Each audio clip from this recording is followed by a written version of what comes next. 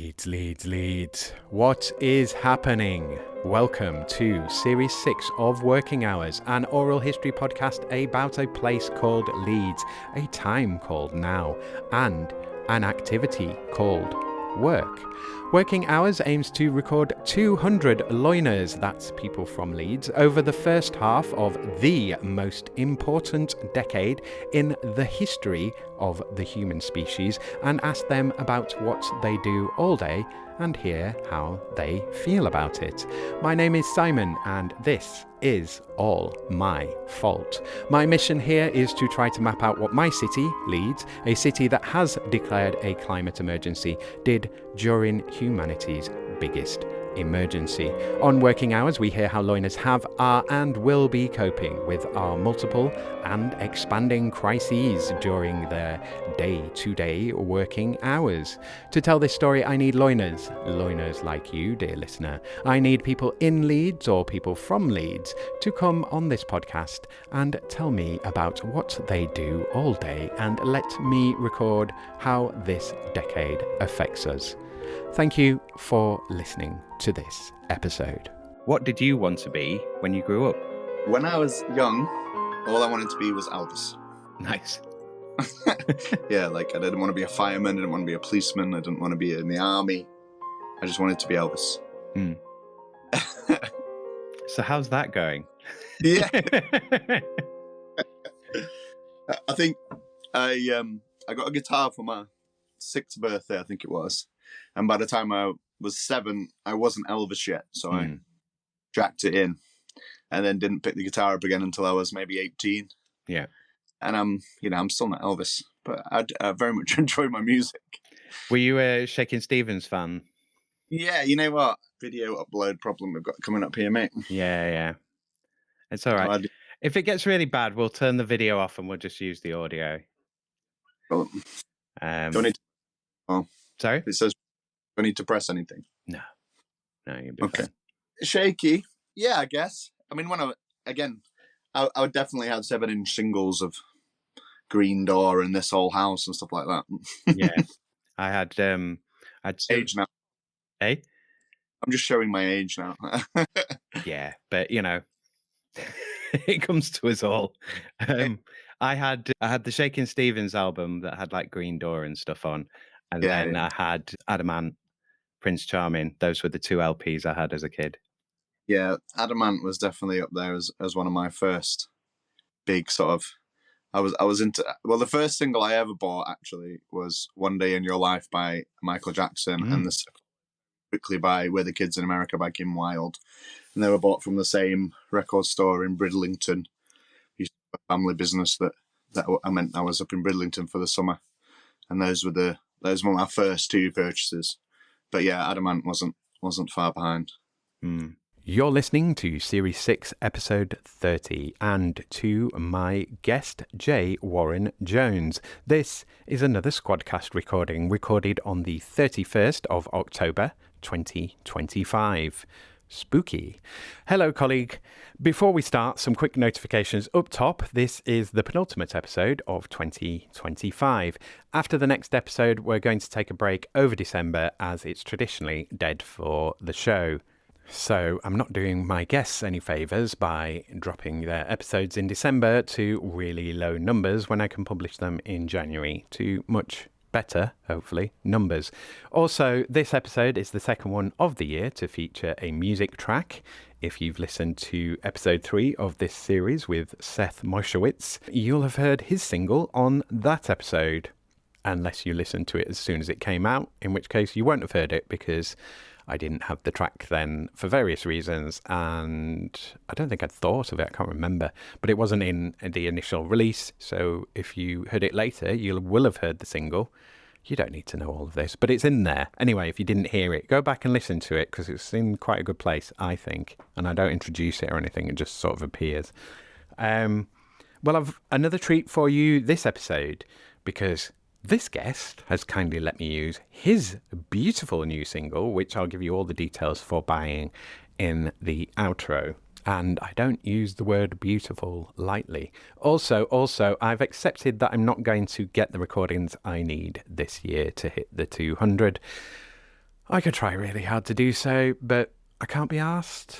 I'm doing full-time hours at the moment, and it's Christmas, and I'm tired.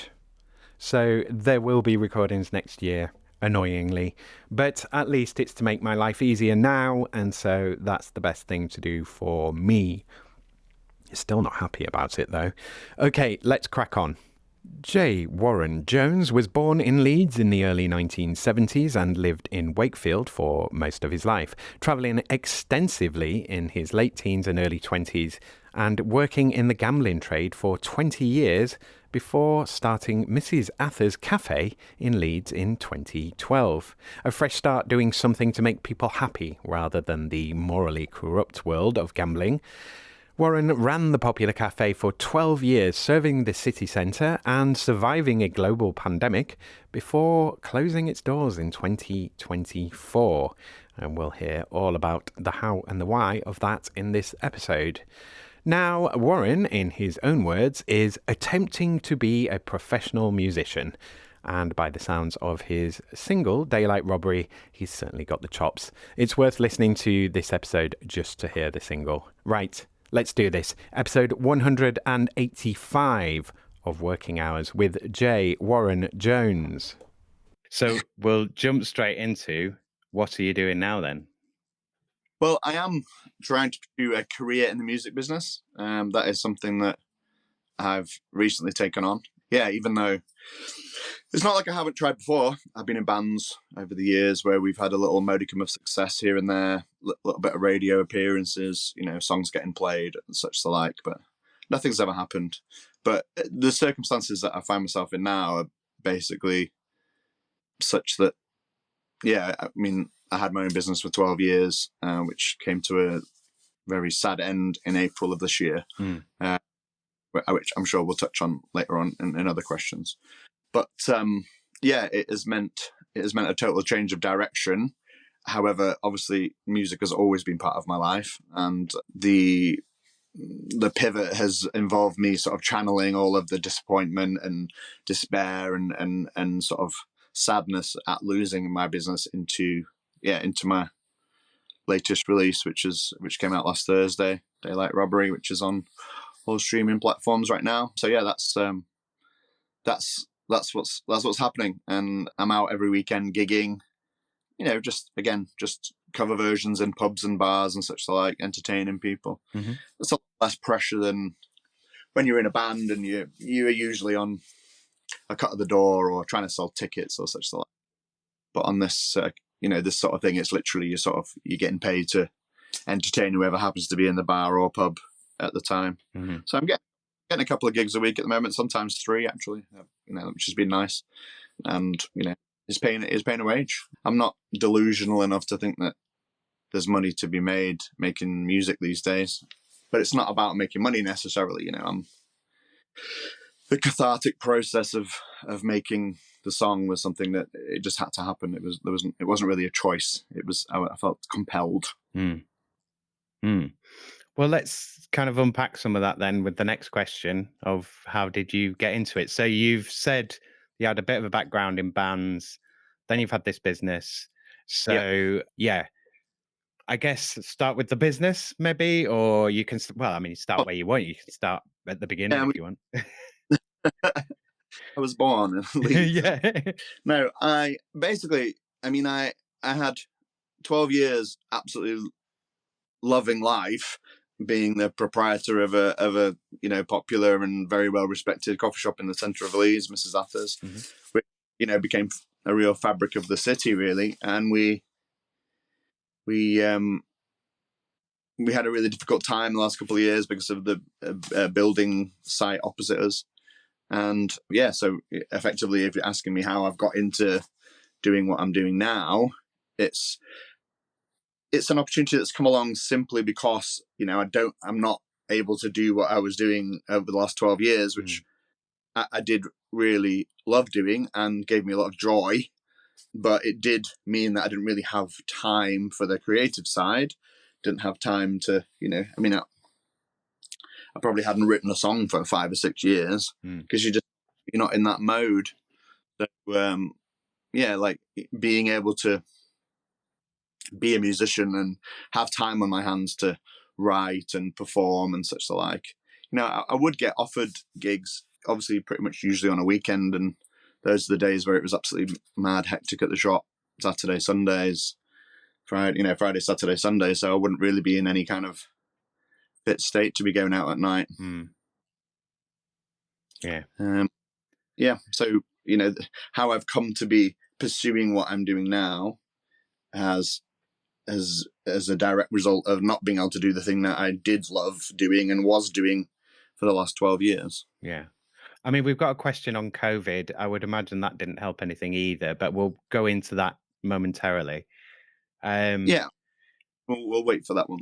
Tell us a little bit about, so let's start with the happier end of the story. Tell us about setting it up. Like, why did you pick a cafe? How did that come Yeah. about? Was it something you always wanted your own business, or what was the thing? Yeah, I did previously. I did have my own business prior to that, but I was working in the gambling trade, which was lucrative, but a very morally corrupt industry that, you know, effectively is ruining people's lives. And I guess that caught up with me mentally eventually.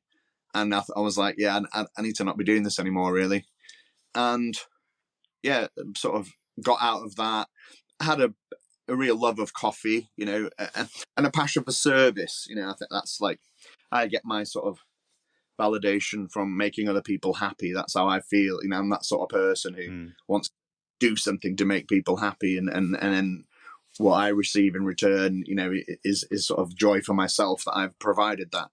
And yeah, so that was the sort of, it was me and my brother that set it up at first.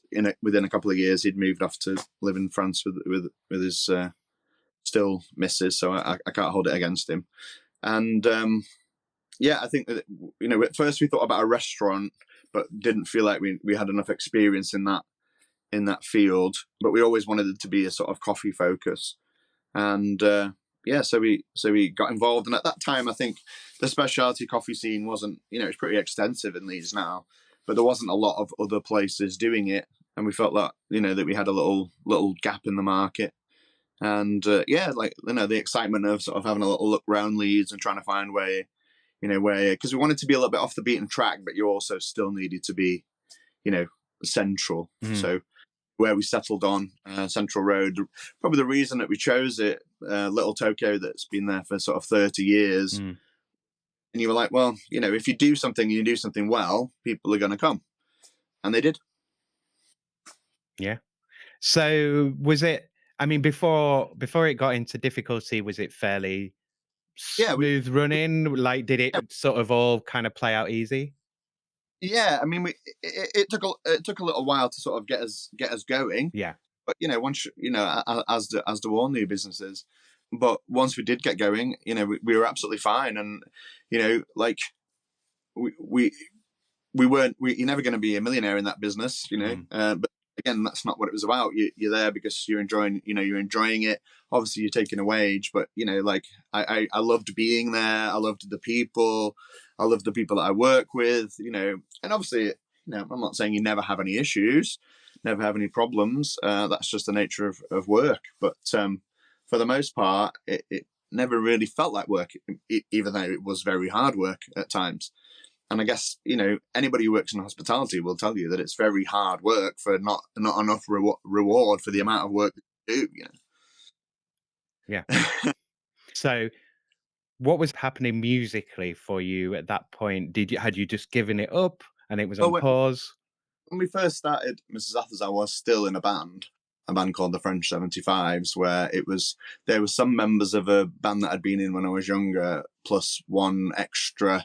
Weirdly, a guy that I met whilst I was on holiday in Paris, and he ended up being from Wetherby. And we were, because you fancy when you're in Paris, we were drinking in the bar in the Ritz and the Hemingway bar, and the house speciality was a cocktail called the French 75. So we named the band the French 75s.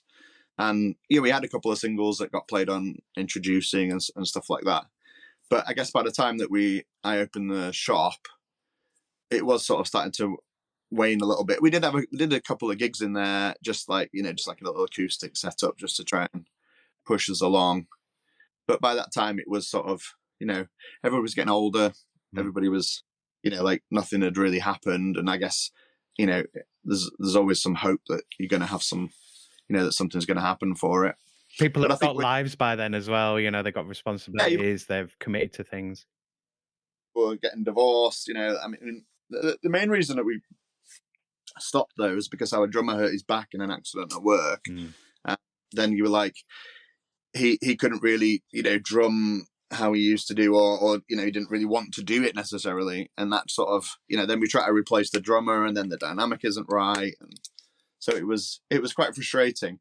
But at the same time, like for me, as the person who was writing the songs, and it's like you are aware that like I was aware that I could still just keep doing it as myself if I wanted to.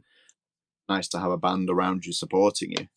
But yeah, just sort of not fell out with it, but also like big changes were happening in my life. I did split up from my wife for 14 years, and sort of started seeing somebody new that maybe wasn't as supportive of that sort of of the music and stuff like that. And I guess I just let it slide a little bit, but always always playing my guitar, always like sitting at the piano at home, but the creative side of it, I wasn't writing much. I mean, it's harder to hang on to that kind of thing in your 30s, because I wanted to do film, and obviously, like, you're doing your own stuff and you try and get involved in other stuff, and then even if you're not, that becomes a hobby, like in your 30s properly, and it gets sidelined because you have to be more serious. You're more grown up now. You've got 3 decades on you, so you're like,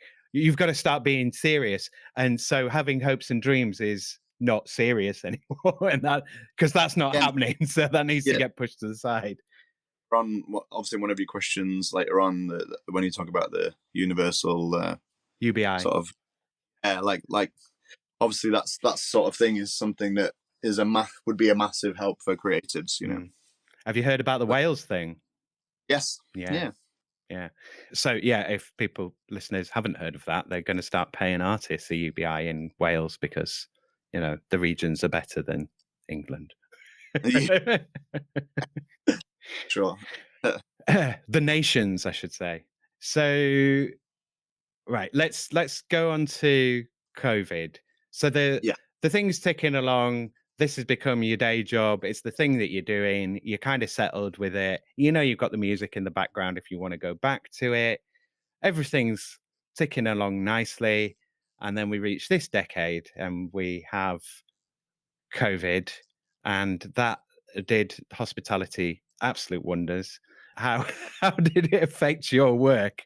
So what I want to look at here before you start. So think about the lockdown, like as you went into lockdown, was it a matter of customers drying up and disappearing, or was it everyone was kind of still there and then we had the lockdown and then you just had to shut, and then kind of what happened then, and then coming out, what were the things that changed permanently? So there was a little period before anybody knew that any help was coming where people were being told to stay at home. You were open with no customers, thinking, well, what the hell is happening? We're going to go out of business within weeks if this continues. It was a little while before they announced the help, So the first period of it was a little bit scary, but obviously also understandable when you saw that, what was going on.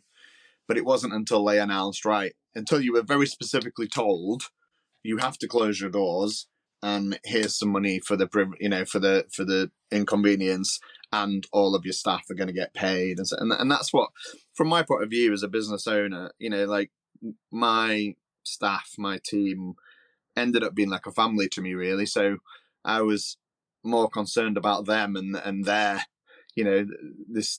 their sort of well-being when it came to these sort of things. So as soon as we were told very specifically, you have to shut, and nobody's going to be able to come, but you're going to get some money and your staff are going to get paid, at that point it was actually relatively relaxing. And as soon as that happened, we had this incredible sort of early summer where it was like, I think the first 3 months of, that first sort of 3 months, it also was a really good time for me to really have a really good reconnect with my family, with my kids who were, teenagers at the time, that I wasn't spending a lot of time with, seeing them, seeing them plenty, but not all this time on your hands. And actually, that first lockdown was a real sort of reconnection for me on many levels. But also, as I said, business wise, you were safe for a little while. Obviously, once it dragged on, and then you start to think, well, that's not enough money. You've given us some money, but that's not enough money, sort of thing. But yeah, it was, from the initial couple of weeks of not taking any money because they were just telling people not to come out, to being told that you were getting help. Obviously, that was a big change. And then actually the time when you were off, bearing in mind that at that point we'd been open for 9 years, and I'd probably worked, 6 days a week for 9 years. Yeah. So you were so dedicated, and even if you weren't there when it's your own business, you switched on. Yeah. You never know what, you wake up in the morning, there's a so and so's not coming in, or there's a leak in the toilets, or it's like whatever it is, you're always switched on when you've got your own business. So to suddenly have quite a long period of time, of course, to actually not have to think about it or worry about it, that was at first, that was actually a really nice scenario. Yeah, well, it's the change is as good as the rest kind of thing, isn't it? Of like, a lot of people, as soon if you were lucky enough to be in a business, that was getting help, then a lot of people saw it as an opportunity to have a little reset. It's just obviously the longer it dragged on, the worse that became. I mean, I haven't really discussed this, but with an in-place business, I mean, obviously, I would imagine you still had the keys. Various people had things with rent. I don't know if you want to cover any of that, but Yeah, I mean, keeping the unit.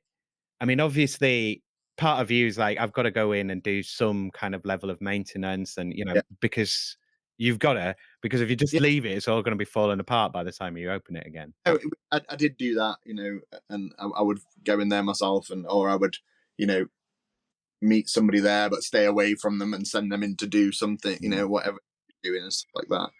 But yeah, I guess it felt strange. And then obviously places started to sort of be open just for takeaways and such like that. But we chose not to do any of that.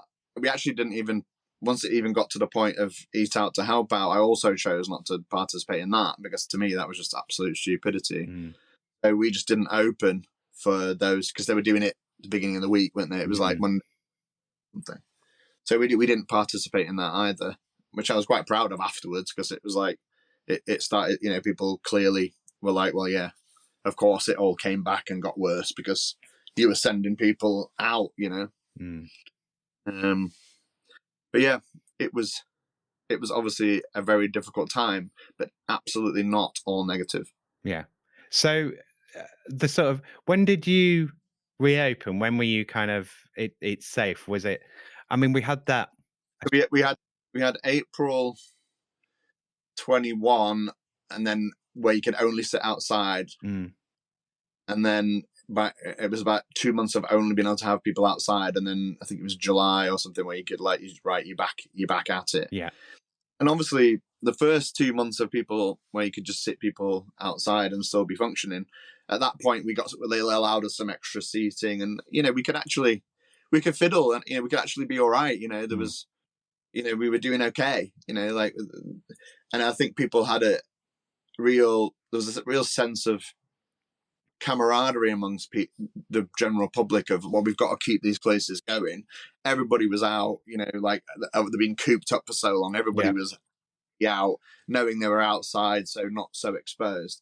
But I don't think I've ever turned tables round as quickly as that first 3 months of reopening there, because people were so conscious of, right, I'm in, I'm getting what I need, I'm out, for themselves in terms of feeling safe. But also, I think they could see that you had a queue of people, and they were like, "Oh, we're going to get in and out because we want them to get more, more people in and turn more money over so that they can stay." That was I think that was there was a real sense of sort of everybody trying to help everybody out at that time. So, from your point of view, when did it feel like it started? I mean, well, we'll go on to Brexit next. Well, let's do Brexit, and then we'll. There is a couple of. I mean, I can elaborate a little bit on that because what happened with the COVID thing. Let me tell you what. So obviously they also put our VAT to 5% at a time. VAT is a big hit when you're in hospitality. You can't, you're not passing it on. So at the end of every quarter, you get 20% of whatever you've got. You're giving it away. So you can feel like you've had a good little time, and then the bill comes and you've got no money left. So having VAT cut was a massive thing. So when they basically stopped giving you help in terms of monetarily, because obviously we got money to reopen. And when they stopped giving you help, once they put the VAT back, and obviously once you realise that so many people were then working from home and you weren't getting the kind of daytime trade that you used to have, that's when, and that you were getting no help from the government at that point. It's like, right, now everything's back to normal. There you go, guys. VAT back up, and no further help. Do what you're doing. That was when it got difficult. And that was quite a, that was probably, everybody thought everything was back to normal. Yeah. But actually, we made it through the actual COVID periods and the closures with relative ease because we were given money and our staff were getting paid. And it wasn't until you were sort of released, from any sort of help or stuff, that's when it hit. That's when it really hit. And the whole environment of how people worked had changed completely. And then obviously the sheer volume of people working from home meant that a lot of places were just so quiet during the week. Yeah. Because all that footfall, all that trade's gone. They're just not about. Exactly. Yeah.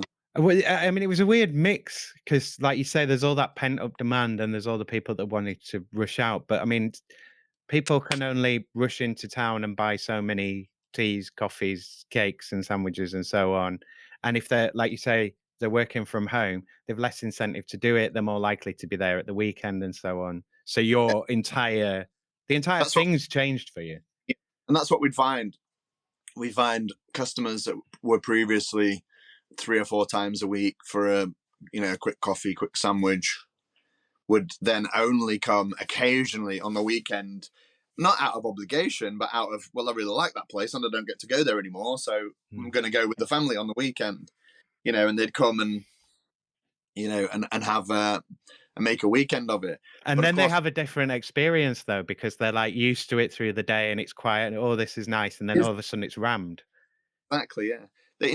There were, I do remember a guy coming with his family 3 weekends in a row and him not being able to get in because he just wasn't prepared to wait for 20-30 minutes for a table, and I could just see it on his face thinking, bloody hell, wow, this is no good to me, like he liked coming into a nice sort of steady little cafe during the week, and it is an experience on the weekend. And obviously what happened in that regard is, you start to struggle on the weekdays. Yeah. And questioning, you question whether or not you should be there. And at the same time, you probably take 3/4 of your week's money in 2 days. Yeah. And, you're thinking, well, I've got too many staff on the days when it's quiet, but I haven't got enough staff, as in the team of people I have, there's not enough of them in total to a weekend, So, that became frustrating because it did really, I mean, obviously weekends were always our busiest, but weekends were really skewed towards levels of busy that we weren't used to at the same time as weekdays were literally non-existent. And then from our point of view, they started the work opposite us not long after that, sort of a year after it, where you'd already started to struggle a little bit. And then unfortunately they they started knocking down House of Fraser and to build the student flats, and the rest is history. Mm.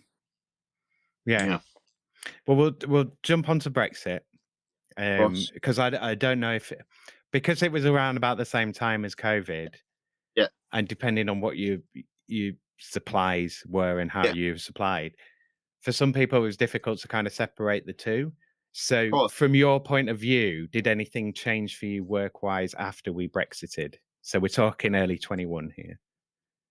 Yeah, I mean, immediately I would say not necessarily, but obviously any sort of economic impact that it's going to have on people, because the cost of everything rises, and it becomes more difficult to do the things that you want to do, whether it's travel or obviously it ultimately does trickle down. I was looking at this question and thinking, can I very specifically say that something that, obviously I didn't agree with Brexit, it's an absolute shambles, but can I, aside from what has happened over the period of time since we Brexited, which obviously the economy has absolutely tanked, and therefore people have, the cost of everything is getting more expensive. People have struggled with their money, and therefore don't have as much spare money.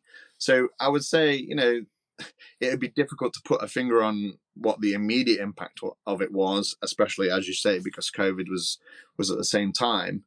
But obviously the long-term impacts of it were clear, and are clear still, in that it's costing everybody a fortune to live, Mm. and their luxuries and treats are something that people just don't have the spare cash to get involved in as much. Yeah. Um, and as I said, unfortunately, I have very specific things that I can point to about why our takings were going down, but other things were already affecting it. But I can't, as I said, besides saying that it's clearly had a massively negative impact on the economy of the country and the day-to-day life of everyday people in this country, that that's clear and obvious, and definitely obviously had an impact on us, without necessarily saying, well, Brexit happened and then immediately we were struggling. Yeah. Yeah. I mean, it is as well that, like I say, people sometimes find it hard to separate the two because they're kind of intermingled. Yeah, And many industries weren't affected at all, and some industries have been hit really hard. And then you've got yeah, all the other shocks. It was like shock after shock after shock. And, you know, if you're not in a really resilient position to handle that, and your absolutely. market's not, your Yeah, market's not good. yeah, The market has to stay relatively the same, or in a way that you can quickly adapt to it to keep up to it. But if it changes yeah. completely in a short space of time, that's much more difficult to adapt to. It is. Yeah, it is, and you, because it's usually got too far for you to, like, it's very difficult to be absolutely sort of fluid with these things, Mm, and know exactly what to do. And you make calls about, how you're going to operate maybe differently and stuff like that. But it's usually already happened before you've had a chance to think about how you're going to change things. mm. Where would you? I mean, in terms of the experience of like lessons learned from that Yeah, experience. I mean, obviously, we'll cover this in a more personal way later on with the songwriting and so on. yeah, But that if you were going to set up a business again, or you're managing your own career on this new business venture that you're doing, like what would you kind of do differently, and what do you think were the kind of what would you see as like warning signs or things that were like this was the thing that set us off on this downward slope? I mean, would you put it at COVID as being the first kind of hit, or would you put it later on? How do you later. think about it now? It was definitely later because, like I said, the amount of times people say to me, "Oh, well, COVID must have really hit you hard," and it's like it didn't actually hit us hard until a year after COVID, when we weren't getting any help anymore. Yeah. So the actual COVID period where we were getting government grants and we were all my staff were on furlough, and we got to finally sort of stop and relax. It was there was not really a negative to that to me at that time, but obviously the long term effects of that are clear, because once we were set free, the whole environment, the whole concept of how people worked had completely changed, and has never really come back. I don't think. I still know people who don't go into their office. Has a friend of mine worked for Sky, and they built that big, massive new offices up on Wellington Street, a beautiful office block. And they were suddenly COVID hit, and then after COVID, I think they go into the office maybe once, twice a week, when they were previously in the office 5 days a week. And it's like there's obviously so much money being spent, and all of a sudden there's no the change in the way that people work. Obviously has such a massive effect on all of the other businesses around it. Is there anything you would do different, or do you think if you played it the same, you'd be like, yeah, I don't know, because obviously nobody had ever been through anything like that before. yeah, I don't think anybody, like I said, some of the things that I'm happy that, like, we didn't try to do delivery, for example. Yeah. There's people say, oh, we'll get somebody in the kitchen. It's like, well, what we are is this, you're a place. You're a place to start with. You're this specialist place where what you are giving people is the experience. And what you cannot give them in a wet box of soggy, eggs and soggy bread is the experience that you want to give them. So, like, from my point of view, I was like, well, I'm just not doing it. So we choice not to do that. And I don't think that, I think if you speak to some other cafe owners who did do it, they'd be like, we really wish we didn't. Absolute pain in the ass, and all the people just to complain all the time, and we weren't making enough money anyway. Well, so we made a choice not to do that. I made a choice not to open on the days that it was supposed to be eat out to help out. And again, I spoke to other business, cafe owners who said that ended up costing them money. Yeah, that sort of stuff. So, I feel like I made some good decisions, and they were in part informed by, the fact that I felt like I also didn't want to be asking the people that work for me to be putting themselves in an environment where they weren't comfortable. I had a couple of immunocompromised members of staff that were absolutely terrified of COVID. And how am I going to ask those people to come to work? I'm just not, So, yeah, I'm not sure that hindsight is a wonderful thing, but what could you have done?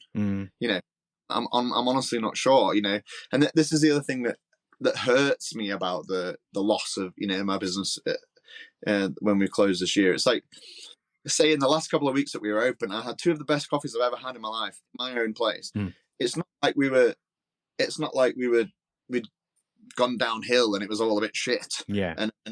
And why everybody, why it was, we were literally just run out of business by a big corporate entity that had been given permission to come and wreck the street by knocking down a building and building another one. And I mean, there's four of the businesses on that street that have gone. So it's not like it's it's not just us. Yeah, it was to me, like, almost criminal how they went on. Yeah, but it's like a consideration, really, of the. I don't mean that necessarily of just like the build. It's like the whole planning process of like, have you thought about this? Have you thought about all those business? I know you're thinking about future profits and like getting a new build and doing all of this and trying to be considerate constructors and all of this kind of stuff. But have you really thought about the plan holistically and how that has knock-on effects to other businesses and to foot traffic? And the answer is no, they hadn't. They don't really care. They have to give off the illusion of caring. Obviously, we'd have these regular meetings, and what I've divined in hindsight with these meetings was that what the meetings actually did was stop actual real escalation of complaints. Yeah. Because they gave you a forum in which to air your complaints, air your grievances, yeah. In which they would, write it down in the minutes and say that they were about it, and they'd speak, and then they wouldn't actually do anything. But then you'd say something else, and it's like, but what you never actually did was give and write a formal complaint that was logged, and and I know that because one of the other businesses has actually had a small claims court hearing, and the defence that they've given, because they asked me to make the lady asked me to make a statement, is effectively there have been no formal complaints. There's not a single complaint on register about this site. Yeah. For no noise complaints. No, Jesus, they were noisy, and it's like, and we actually complained about it constantly. But you didn't do it in the right place. You did it in the place that we created, where you could air your grievances, rather than the official channels where it would be recorded. That's what we, that's how we had the wool pulled over our eyes,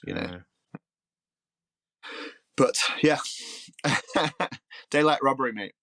Well, I mean, another question in this area I don't know if you've thought about this before, but had it kind of gone the other way, if COVID had just killed it straight out, then yeah, and then you went into lockdown, like say it had kind of gone before you got into lockdown and you got help and so on. Have you thought about that scenario and kind of run that through your head? Is it and what would be different? Would that be less painful, or would you be more accepting of that, or like how does that scenario play for you? I agree with you completely with that. I think it would have been more acceptable. I think a lot of people died during COVID, wise, and never came back from it, and can probably say, well, there's nothing I could do about that, like, and obviously I'm in a position where I could say, well, there's nothing I could do about it, but I feel like it's like I've been cheated. Yeah. Like COVID was something that, like nobody could have predicted, nobody could have, and what the problems that came because of it obviously did for quite a lot of people's, business model. Ours was the kind of model that survived it and actually thrived off of it. I mean, some of the people I know that had cafes in suburban, not in the city centre, obviously they were having an absolute beano during COVID. They were so really busy because nobody wanted to go anywhere except walk outside the house, or they went, or there was no services running. Or so, some of those places actually COVID made them. So I think if COVID had done for us, you'd have understood, and you'd have just been like, well, there's nothing we can do about it. Yeah. In this situation, obviously, I still feel powerless, and there was nothing I could do about it. But you do feel absolutely, in some way, cheated by a system that has no consideration for small, independent, local, Leeds born businesses, and they've just been allowed to just ride roughshod all over all of those small businesses with the blessing of the council. So it's the particularities of that kind of, like you say, you've had that shock of COVID of kind of like people would accept, all right, there's nothing you can kind of do in that scenario. You've very limited options.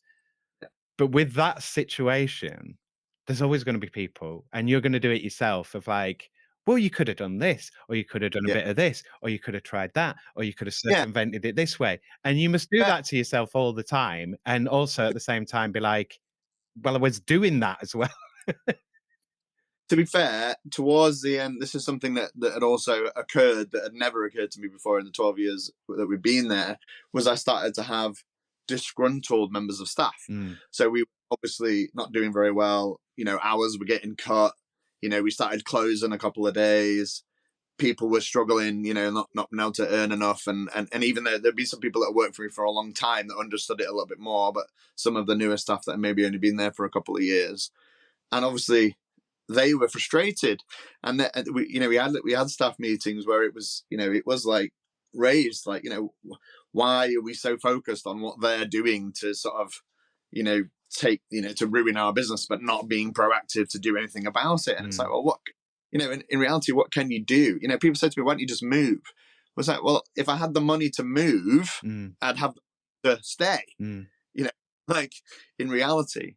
And I guess after being there for as long as we had, and the 2 years that led up to the closure were obviously horrific, so stressful, not knowing whether or not you're going to survive, obviously responsible for 10 other people's livelihoods, worried every day that, you're not going to be able to make it fit.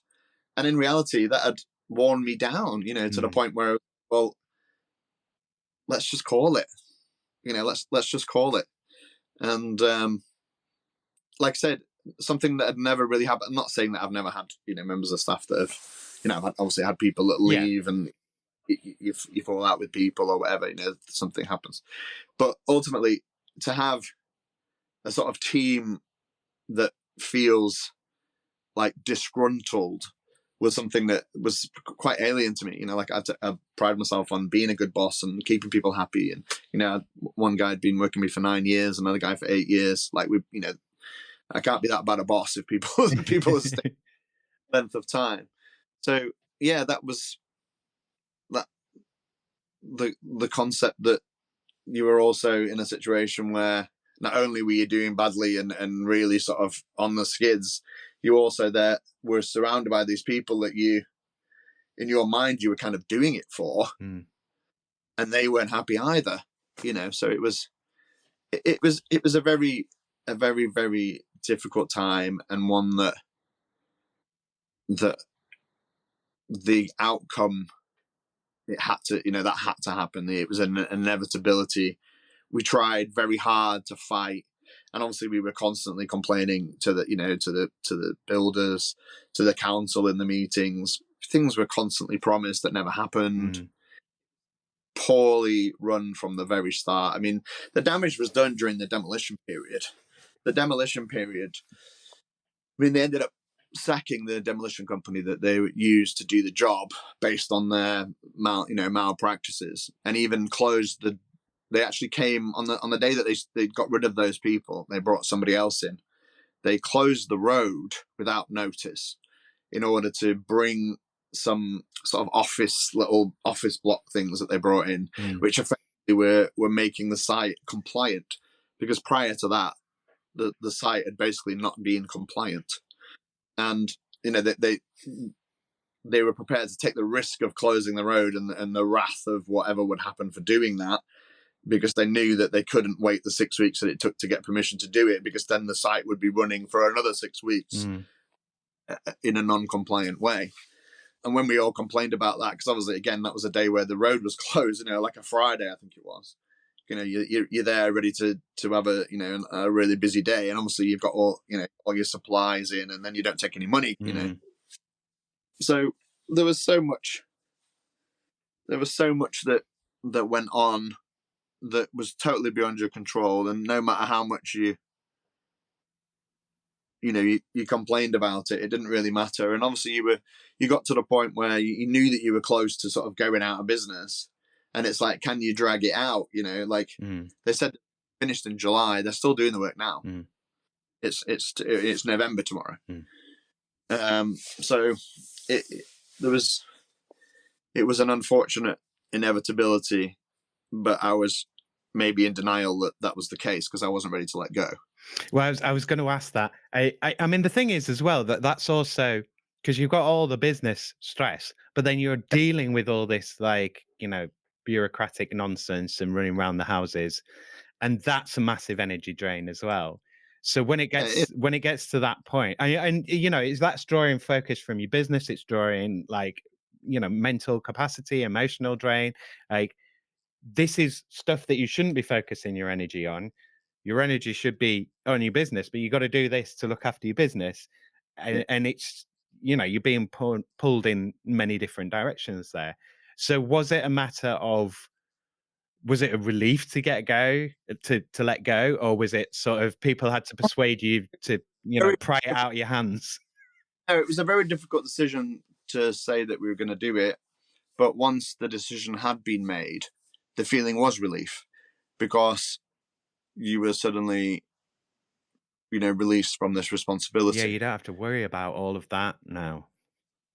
Exactly, and that was a very nice feeling. Once we'd actually closed, obviously it was very emotional the last week. We got a chance to say goodbye to all of our customers over a period of time. We had the busiest day that we've ever had on the final day. We took more money in one day than we'd ever taken in the 12 years that we'd been there, which was kind of funny. But obviously everybody wanted to come out and say goodbye. I had, again, one of the lyrics in the song, "Grown men cried in my arms." Do you know what I mean?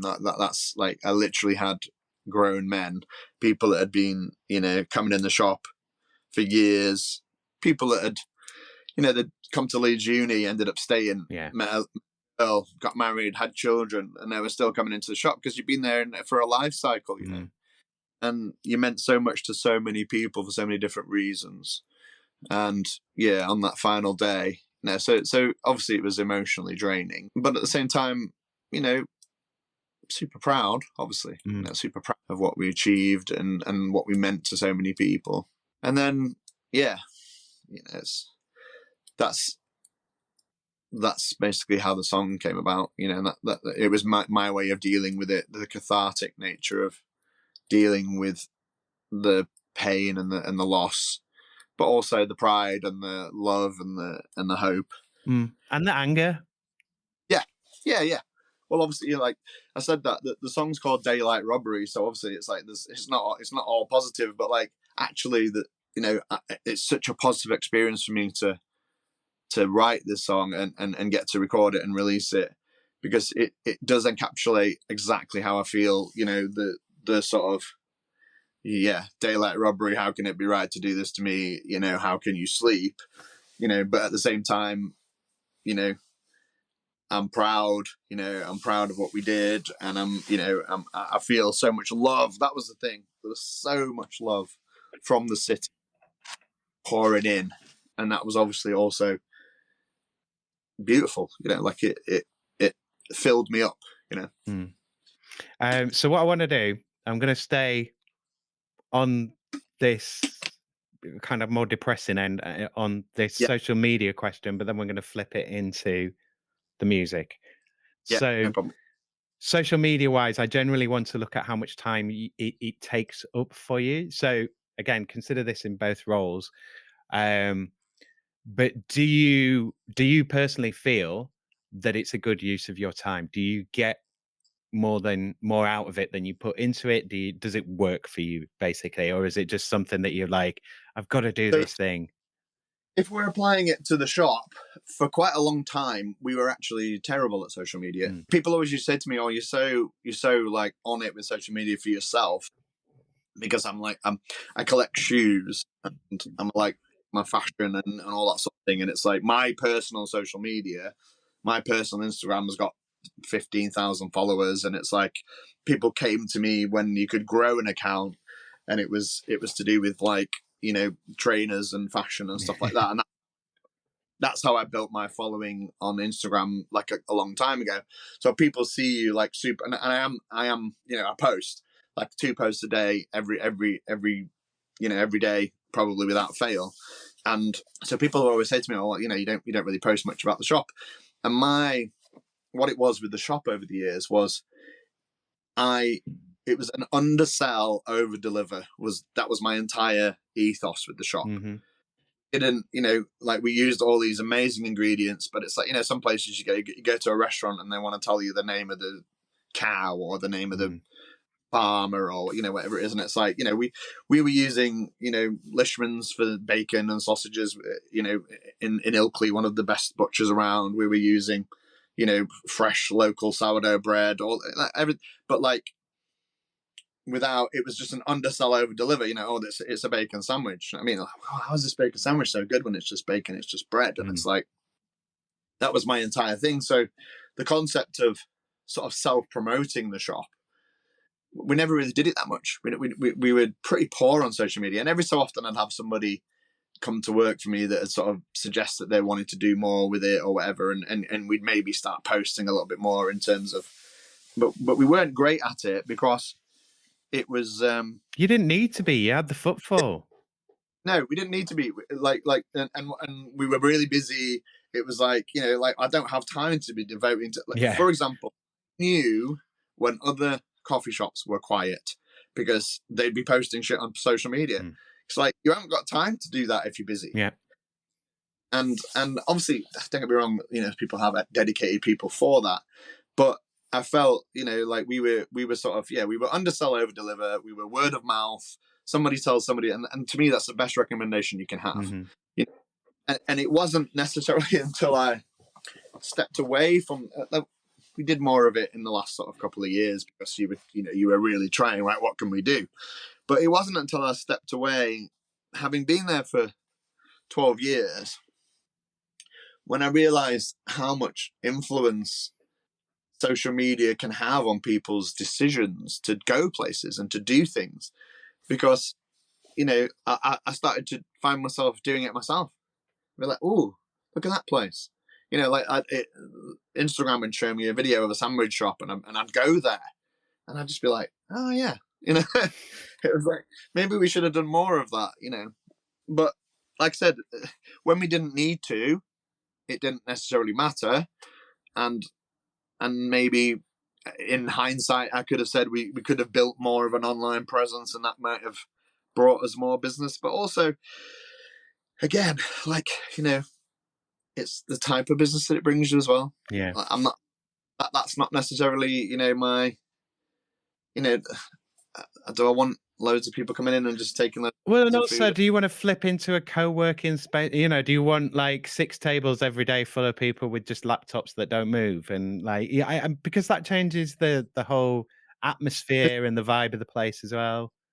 Exactly that. And I think we were our own thing. I think even now, like I'm 6 months into us being closed, and like when I go to Leeds, there's loads of really nice places, and all of them have some part of what we had, but there's nowhere where I can go and get like all of the things that we had in one place. And I've had a lot of people say that to me. Obviously, that I'm not trying to blow smoke, but it's like, obviously we were very good at what we did, but I think the combination of great customer service, ambience, atmosphere, personal touch, on top of the quality of the food and the quality of the coffee, is not necessarily available.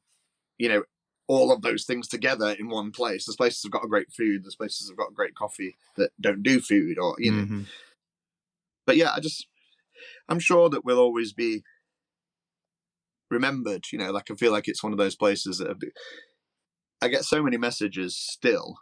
6 months down the line, people saying, "Oh, we really miss your place," or I bump into somebody in town and they, "Oh, are you going to do something else?" Or which I'm not, by the way. Well, never say never. No. So in the last year or so, I had a couple of people say to me, "Oh, I'm thinking about opening a coffee shop. Have you got any, advice?" And my advice is don't. Yeah. Well, it's the time to be doing that sort of thing. Well, yeah. So on the latest, not the latest, I think it was like 1 or 2 back, they had James Uwe from Bowboy on the Leeds Business podcast. And he was saying like that is killing everyone because like if you're selling hot food, that's really killing you. Yeah, it absolutely is. And obviously there has been a little bit of a sort of an attempt at a campaign to get the VAT reduced for hospitality. I know there was a big massive thing in Manchester at one point, and it looked like there was getting some traction, but I'm not sure, Well, it was introduced as a temporary tax, and the rise up to 20%. What's it? It's still at 20, isn't it? That was supposed to be temporary as well. Yeah, it's crazy. It really is. I know James. He's a really nice guy. Yeah, and like really knows what he's doing, and it's like when people like that are moaning about it, I think it's worth listening to. Yeah, I mean, he says on that podcast as well, it was like Phil asks him, what would you say to people who want to get into hospitality? He's like, don't at the moment. Yeah. And I know that's like, at the same time, you've got, obviously you've got Sam Nicole at Empire and Highland Laddie. He's just won the best pub in Britain. Do you know what I mean? For the Highland Laddie. And obviously those guys are absolutely killing it and have been amazing since they started. So, it's not like you can't do it. Yeah. But you've got to build your social media into it now, I think, don't you? Yeah. they're very good at social media, but they're just amazing, just full stop. The food and everything they do in there is absolutely incredible. Yeah. So, you know, yeah, I'm not saying that places that are incredible haven't also Yeah, struggled, yeah, and but I think they're doing something at a sort of different level to others. yeah. I mean, I'm thinking like in terms of the location of your place. I mean, obviously, Traveling Man. Well, the comic shop. I can't remember which. Yeah, Traveling it is Man's from further up the road, but then there's that. Is it Geek Space? The big.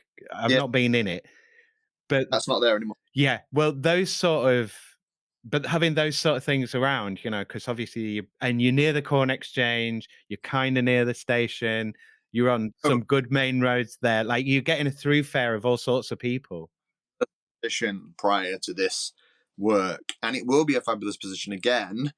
You know, obviously, I don't know if you know now, but the people that have taken the unit are House of Cocoa. Mm, Peter has got a shop in Oakwood and Chapel Allerton, and has done really well in the suburbs.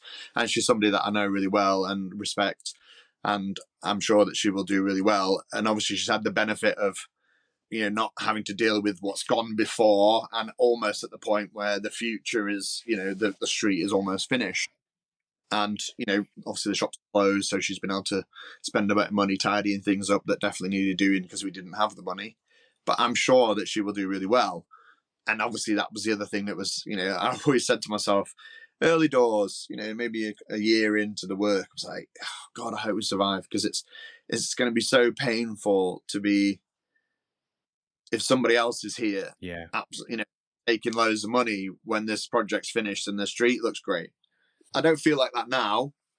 Fortunately, I've moved past those kind of feelings. But it always felt like it was going to be a frustrating situation. Mm. But I think she'll be fine, and because it's like a fresh start, and once the street's finished, it will once again be a great position. Mm. Like even my landlord. Obviously, I've got no sympathy for landlords and the way that they operate, but the guy bought the building, the entire building, just as COVID hit, Yeah. for like £4 million, and from that point until this point has had nothing but trouble with it. Yeah. It's businesses in and out. Obviously the building site opposite, every single tenant complaining, probably not paying their rent in full. So it's from a business point of view, from those guys, they've obviously had a tough time of it as well. Like I said, Yeah. that's not where my sympathy lies, but the entire street has been decimated by the work opposite. Yeah. And it's ultimately all largely down to trying to save some costs on a big capital expenditure thing that someone is like, this is my big thing that I've done, that I've organized. I remember speaking to one of the foremen who told me that the plant hire for the site at one point was £100,000 a day. Yeah. And I was like, Jesus Christ, like, if you gave everybody on this street like 10 grand so that we could pay our rent, we'd all be buzzing. Like, there's 10 businesses, so one day's plant hire for the entire project, you could just, you could have given to all of these small businesses, and they would all still be here, and they would be over the moon. And even if it dragged on and it wasn't enough, you've done your bit. You've made a contribution. You've done something to say, we're sorry this is happening, here's some compensatory. But they never did anything. Nothing. Nothing. It was terribly, terribly badly run. So I'm going to flip into something happier now. So we're still staying on social media. So you've changed track. You've got a track. Yes. So how are you doing social media? Obviously, you're doing this. I'm guessing you're doing other things. How much is it? Way more social media? Are you running this off your own account? Are you setting up a brand for it? How are you doing it? What's the experience now? Because I've been posting music stuff from my own account sort of previously, when I'm just out performing and stuff. I have gone from my own account. Also, the artist name, I've gone with J. Warren Jones instead of Warren Jones, to link in with my Instagram name. But also, actually there were multiple other Warren Joneses that were already on Spotify anyway, so I didn't need to get involved in that. It separates the thing. But I have obviously done a lot of social media, sort of build up with the song, little clips here and there, live shows, filmed a little sort of mini music video that we put the track on, that to sort of announce a pre-save link up for the Spotify, stuff like that. So yeah, I'm not, again, I'm not a professional when it comes to that sort of stuff. I've actually got a meeting with a PR guy that was supposed to happen yesterday, and then he wanted to meet me today, but obviously I'm doing this with you today. But hopefully, because I don't feel like, like the song's been out for a week, everything doesn't have to happen within a week. Mm-hmm. The song stands on its own. It can, in 6 months' time, it could be a massive hit. It's like, the point is that, it's how you get people to hear it. Yeah. Obviously, social media has got to play a large part of that. I've had a lot of, friends and family and people, other musicians around me, obviously sharing it.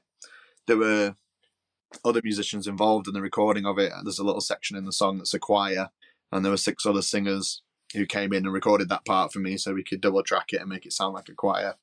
And obviously all of those people posting about it because they're on the song. And I did make a choice to sort of, the Mrs Atha's Instagram was there. We'd not used it, not touched it since we closed. But I made a point of, because the song is about the shop, Mm-hmm.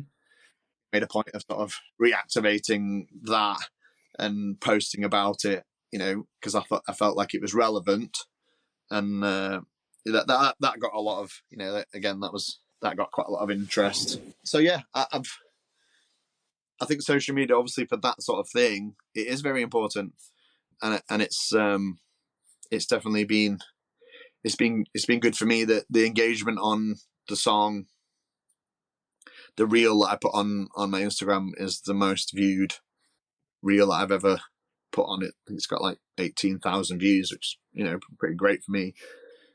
It's not exactly viral, but it's like, it meant a lot of people. Yeah, people talk about that like it's a small number. That's a huge amount of people. Like 500. It's like, oh, you've got 500. That's huge. If you had 500 people in your shop or in your house, you'd be like, this is too many people. You're right. I guess I was very, very pleased at how much action that got. But it did get a little bit of, for example, we had some of the Leeds Rhinos just come in the shop, Mm-hmm. and one of them reposted the video on his social media. So there was some good reposts. And when I was looking at the numbers on it, it was sort of like a 65% non-followers that were seeing it, and that's what you need, of course. It's like, the algorithm is pretty fucked anyway at the moment. It's like, considering I've got 15,000 followers, there's very few people that actually get to see what it is that I do. Yeah. But it does, I guess, when you put something of that nature on there, that people are excited. People are excited for it, and excited for me to see, to do what was getting done. So I'm over the moon with that. But yeah, social media, when it comes to this sort of thing, I think it is very important. And again, I just want people to hear the song. I want it to be seen and heard, because I'm proud of it. I don't, I'm not. I have no expectation whatsoever that I'm making any money from the song. So, but it's just that you have created something, with all your heart, Mm-hmm. poured soul into it, and you want people to share that with you, so you want people to see it. Are you keeping all the social stuff free? Are you doing everything free still, or have you done any paid boost or No, I've not anything? done anything paid. The paid boot, like I've spent a couple of quid on Facebook, and I've found that I've got good results from it. So it can be, even if you just like literally a couple of quid, like doing it, spending under 20 quid, and it has a big multiplier effect. Because what they want to do is like pay us, and we'll show all your followers and other people. Yeah, that's frustrating, of course. But yeah, maybe that's something on this occasion that I probably should have done. But even things like, for example, like I set up a YouTube channel which I didn't have before, to video on. I mean, TikTok is something that I'm struggling with just mentally as a concept. Don't bother. As a 52-year-old man to Yeah. have TikTok, so I haven't got it, So like, I'm not. No, do YouTube Shorts. Like honestly, they from nothing. I've had ones that I've put out that have done nearly 300, which is again, it's small numbers, but for me, that's massive. Like I'm used to reaching like 10, 20 people on a good day. That's good. But like I say, like from my point of view, obviously having the level of Instagram following that I have, like, yeah, I'm not getting enough, engagement with it really. Are you doing posts or are you keeping everything? Are you trying to keep stuff video? No, I do, because obviously I post my shoes. So like I've got 1,000 pairs of trainers, and I have like a rule where you can't wear the same one for 3 months. So there's like a rotation that goes on, and I have different shoes that I wear every day. So I put a shoe shot on every day, and then my secondary one is usually a video of me singing, or maybe like a picture of whatever clothes I'm wearing that day. We had a baby last year, so there's been a fair amount of baby content. But yeah, I'm not, from my point of view, obviously getting people to see the music. It's obviously it's reels, it's posting videos of me singing either, in live in a pub or live in a studio, and some of those have got good. When I posted about when the song was on Spotify, and I posted that got like 6,500 views on the reel, which was, again, I was really pleased about, obviously. But normally it's nothing like those kind of numbers. But I guess the other thing is I don't know enough about it. That's the other thing. I'm hoping that this PR guy that I'm going to meet, I'm hoping that he'll have some sort of, because there's some tricks involved, isn't there? Yeah, I mean, there's people that really know what they're doing with it and can get results and can get people to do things. But I think that's. But like from my point of view, I just want it to be. I want the same as with the shop. Like I would like it to be more of an organic thing. I would like it to be where it's a natural build, where it's like, and obviously from my point of view, I want to perform. Like I went on Radio Leeds on Monday, and they interviewed me and played the song, which was awesome. And after we finished, the presenter was like, "Oh, we should have got you in to do it live." And I was like, "I would love that." That's the sort of thing that I'd like to do. I want to perform for like the So Far Leeds, or like the sort of better quality of like places that you could play and be, and that sort of thing.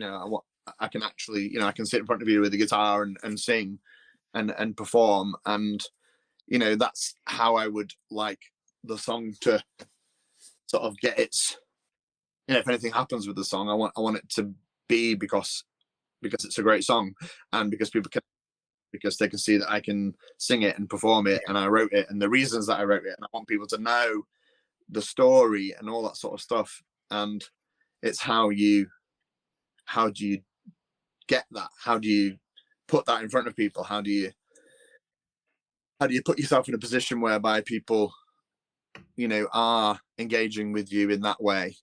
I can actually, I can sit in front of you with a guitar and sing and perform, and that's how I would like the song to sort of get its, if anything happens with the song, I want it to be because it's a great song, and because because they can see that I can sing it and perform it, and I wrote it, and the reasons that I wrote it, and I want people to know the story and all that sort of stuff. And it's how do you get that? How do you put that in front of people? How do you put yourself in a position whereby people, are engaging with you in that way? That's the conundrum, isn't it? Have you done a video of you performing the song acoustically outside the shop? No. I feel like you should. Yeah. So people have said that to me, and as it happens now, it's not possible because they don't have the sign isn't there anymore, because the House of Cocoa have taken it over.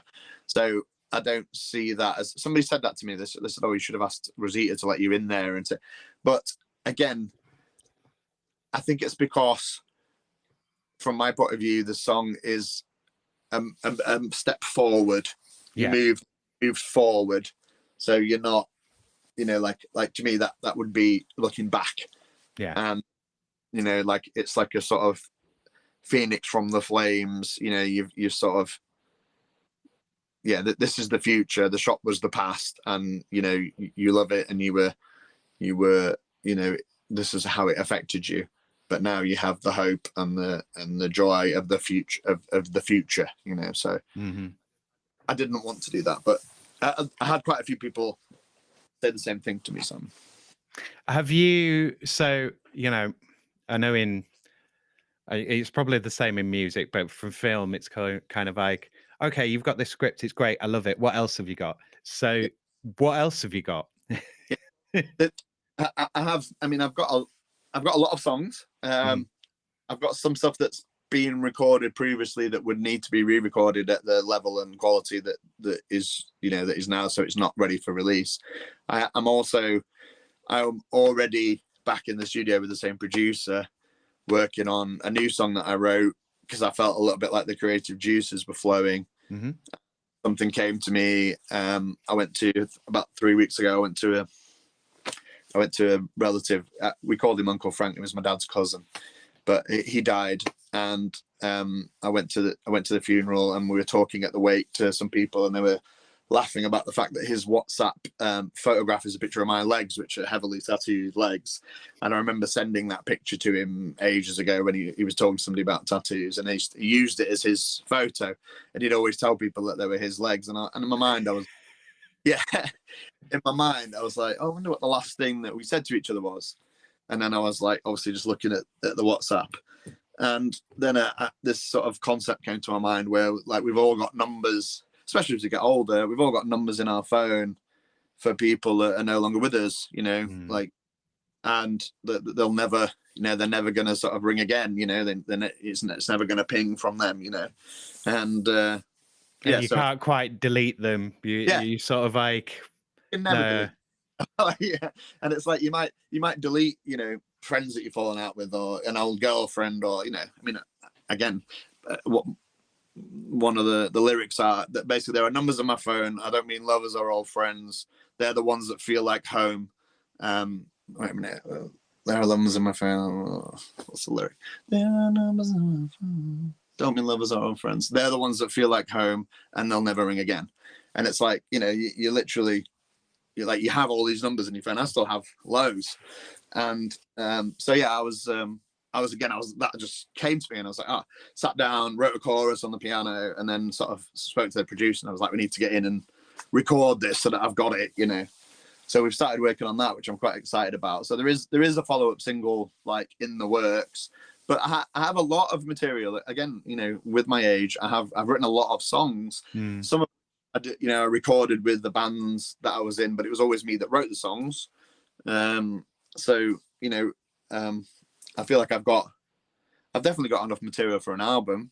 The next thing we're doing is an EP, so we're doing a 3-song EP next. But yeah, we're trying to sort of strike while the iron's hot and have something in the pipeline that is not just the thing that you're concentrating on now, but as I said earlier, at the same time, I'm still aware that a week after the song's out, it's got 1,500 streams on Spotify. So if you go across, the other platforms as well, you might be 2,000 streams, and I'm super happy with that, because I probably would have been happy if it was 200. Yeah. So people are, that it is getting listened to. I'm getting people sending me. Somebody was in a cafe yesterday, and the song was playing on the, through the speakers, and he was like, "Oh, look, they're playing your song." So it's like, obviously that's a great feeling. But I'm aware that it doesn't have to just immediately. You're not a known artist. You're not somebody that, it doesn't have to immediately just blow up. That you can have a period of time where this one piece of work that you are super, super proud of can still go much further than it's already gone, with a little bit of help.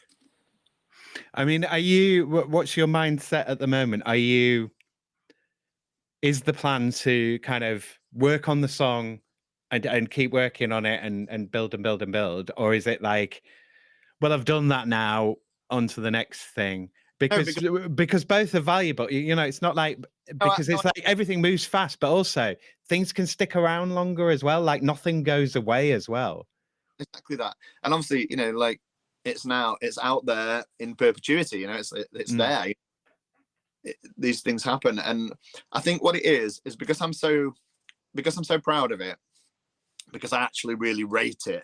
You know, as somebody that, you know, listens to music and thinks that they know a thing or two about music. You know, it's like it's a proper catchy tune. It could really, it could hit. You know, like, and I've had a lot of people, and again other people that I know around the music industry that have listened to it and gone, "This is absolutely awesome." You know, like, mm, you know, like this something could happen with this. The producer that I worked with, you know, he says it's the best thing that he's ever released, and it's like stuff like that. So you know, you are confident in it, and obviously, you know, you've got to believe in your own work. mm, That goes without saying, you know, like, but I think it's just because I am so proud of it, and I want it to be heard, and I want, you know, want the story to be told. It's part of the reason that we put this press release out, because I wasn't actually going to do something like that. And again, you know, I spoke to Leanne, was like, "Oh, I'll do you a press release," but it's like whatever you can do, whatever little angle you can pursue. And I think, yes, you know, if you're asking me, am I going to keep trying to do something with the song? Then absolutely. mm. But at the same time, I am still, you know, I'm already working on the next one. Mm-hmm. So yeah, there's merit in both of those things, and they're not mutually exclusive. You know, I can be working hard on trying to promote this song whilst also still trying to record others. Mm. Going out gigging, this is the other thing. A lot of the gigs I'm doing at the moment, you know, it is covers. You know, you're entertaining people in pubs and bars. Yeah. So I'm not getting to do as much of my own material, which, you know, at times is frustrating, but it's paying the bills. You know, I'm getting paid to do that. Whereas, you know, you might, you know, you're going to go and play somewhere where you get to play, say, 5 of your own songs in a little half an hour set, along with other singer songwriters. You're not getting paid to do that. It's just a privilege to get to do it. But I would love to do that. You know, like I said, I mentioned the So Far Leeds. Like I like the way they do it. They choose a nice venue, and, you know, pre-sell tickets, and so, you know, there's going to be people, and everybody that's there is there to listen to you. You know, that's the thing about, you know, some of the bars and pubs that you're playing, and you're just background music. All the more reason not to be playing these, you know, heartfelt, you know, poured your entire soul into a song for nobody to be listening to it. So I'm going to ask you this question. It's probably going to be a bit out of left field for you, but have you thought about a musical? Right, you know, like you're building up to the album, but like as a whole concept, I mean, you could expand from that one song out into a larger story with a bunch of connected themic songs that could potentially, you know, like that's something that you can market Yeah, sort of at a bigger level. that is left field, because I guess it's that is not something that I'd even thought about. Not because I don't like musicals. You know, I've got. I mean, I was. But why would you think of it? It's like, it's not the path, is it? It's like you do a single and then you make an album and you tour the album, and then that's how being a pop star works and an artist. Yeah, I mean, and I guess that would be the thing. You'd think that if you want to be an artist, you don't make a musical about yourself, you know. But I mean, the reason I think of that, obviously, my background, like theatre, film, and so on. I did National Youth Music Theatre when I was younger. But what I'm thinking of is you think of the Playhouse with the, you know, they got the words from Tub Thumping on the side, and it's like, this is the thing that we don't do in, like, there's loads of music in Leeds, and but we've never really had the bands. I mean, obviously we're not as big as Manchester, but we've had a few bands over the years, but we should be thought of as a more musical city. Do you know what I mean? Like the amount of music that is here and the people that go off and they're involved in stuff, but you don't quite think of Leeds musically in the same way you would say Manchester. Yeah, no, I agree with that. Yeah, I agree with that. But yeah, there are obviously there's a lot of talent in Leeds, a lot of talent, and I guess that some of those people might feel like they have to leave the city and go somewhere else in order to pursue, you know, the levels of success that they want to get to. But I mean, go on. Sorry, what were you going to say? Yeah, like the likes of Yard Act, I really, really love Yard Act. I mean, like they, like that. One of them used to come into Mrs Atha's and get a coffee as it goes. But yeah, like, you know, it's not like Leeds hasn't got loads of great talent, you know. And it's nice to see people, you know, doing really well. You know, doing really well with that, touring and stuff like that. I mean, I'm sure they're not making a fortune, but if you're getting paid to do it and you're getting to tour the world, then you're doing all right, aren't you? Yeah. I mean, how you find it, like, so this was something that came up, obviously Brexit has really impacted live events. What is it? And obviously hospitality is suffering. There's all these things going on. In terms of gigging, have you got a lot of choice? Are you, you know, like, what's the experience? There's quite a bit of a revival for people wanting live music. So a lot of the places that I'm playing in, I just think to myself, oh, you wouldn't have thought they wanted live music in here. You know, random pubs and, you know, but I think people are, but they want to hear songs that they know. So it's like, you know, when I first started doing it, when I closed the shop and I was like, right, I'm putting myself out there now, I'm going to have to go and get some gigs. My material was very focused towards the country type stuff that I was listening to. And, you know, like on my own stuff. And you're just like, well, I can't in good faith take some of these gigs because I'm not going to be playing the stuff that people want to hear. So I've had to sort of add, you know, some standards, some sort of, you know, more popular type stuff to the type of stuff, the songs that I'm doing in order that I can get the gigs that. But I think there's a lot, you know, there's a lot of work. I mean, I know a lot of musicians locally who are getting a lot of gigs. You know, like I'm not getting as many as some people that have been doing it for a long time, but I think, like, you know, you do one and you get a repeat, or, you know, you sort of you're not as sort of out there and known as other people are.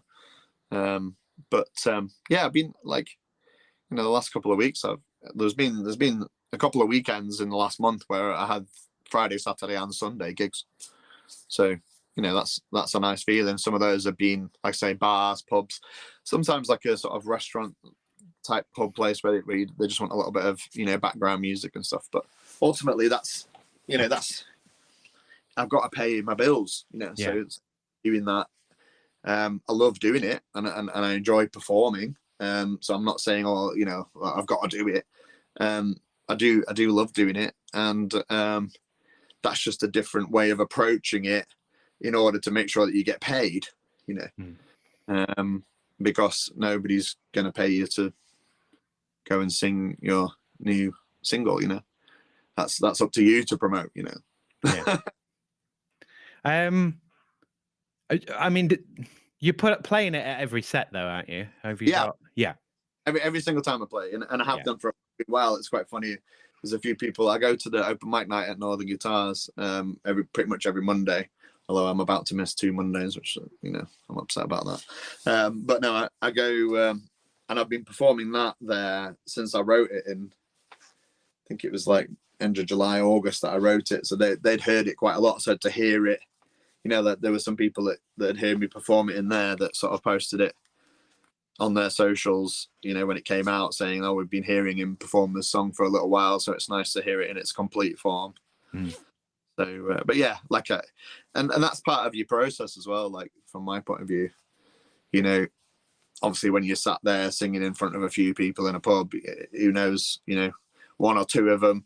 I mean, I played in Doncaster a couple of weeks ago when I knew the song was coming out, and these 2 lads that, like, seemed to be into what I was doing, and it wasn't that busy in there really, and they were asking me to play a couple of more country related stuff, which I was buzzing about because I play it.